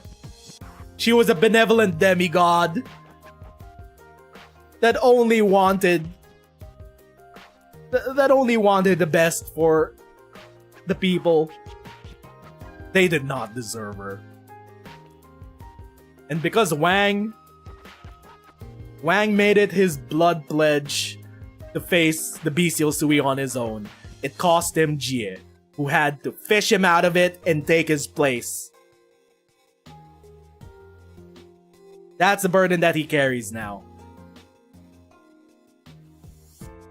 He tried to face the Sui alone, and he's still repeating the same mistake in modern day. Unless, of course, the other siblings bail him out of it. Surely that won't happen. The power of family and friendship upon us. But anyway, that'll be that for today's story reading of First of 1,000 Autumns. We will wrap up the finale, the last act, next weekend. But that will be it for now. Thank you to everyone who stopped by, chilled out and chat, used us as second monitor content, and watched us read and react through First of 1,000 Autumns. I'm gonna see you friendos next time for the finale. Bye-bye, friendos.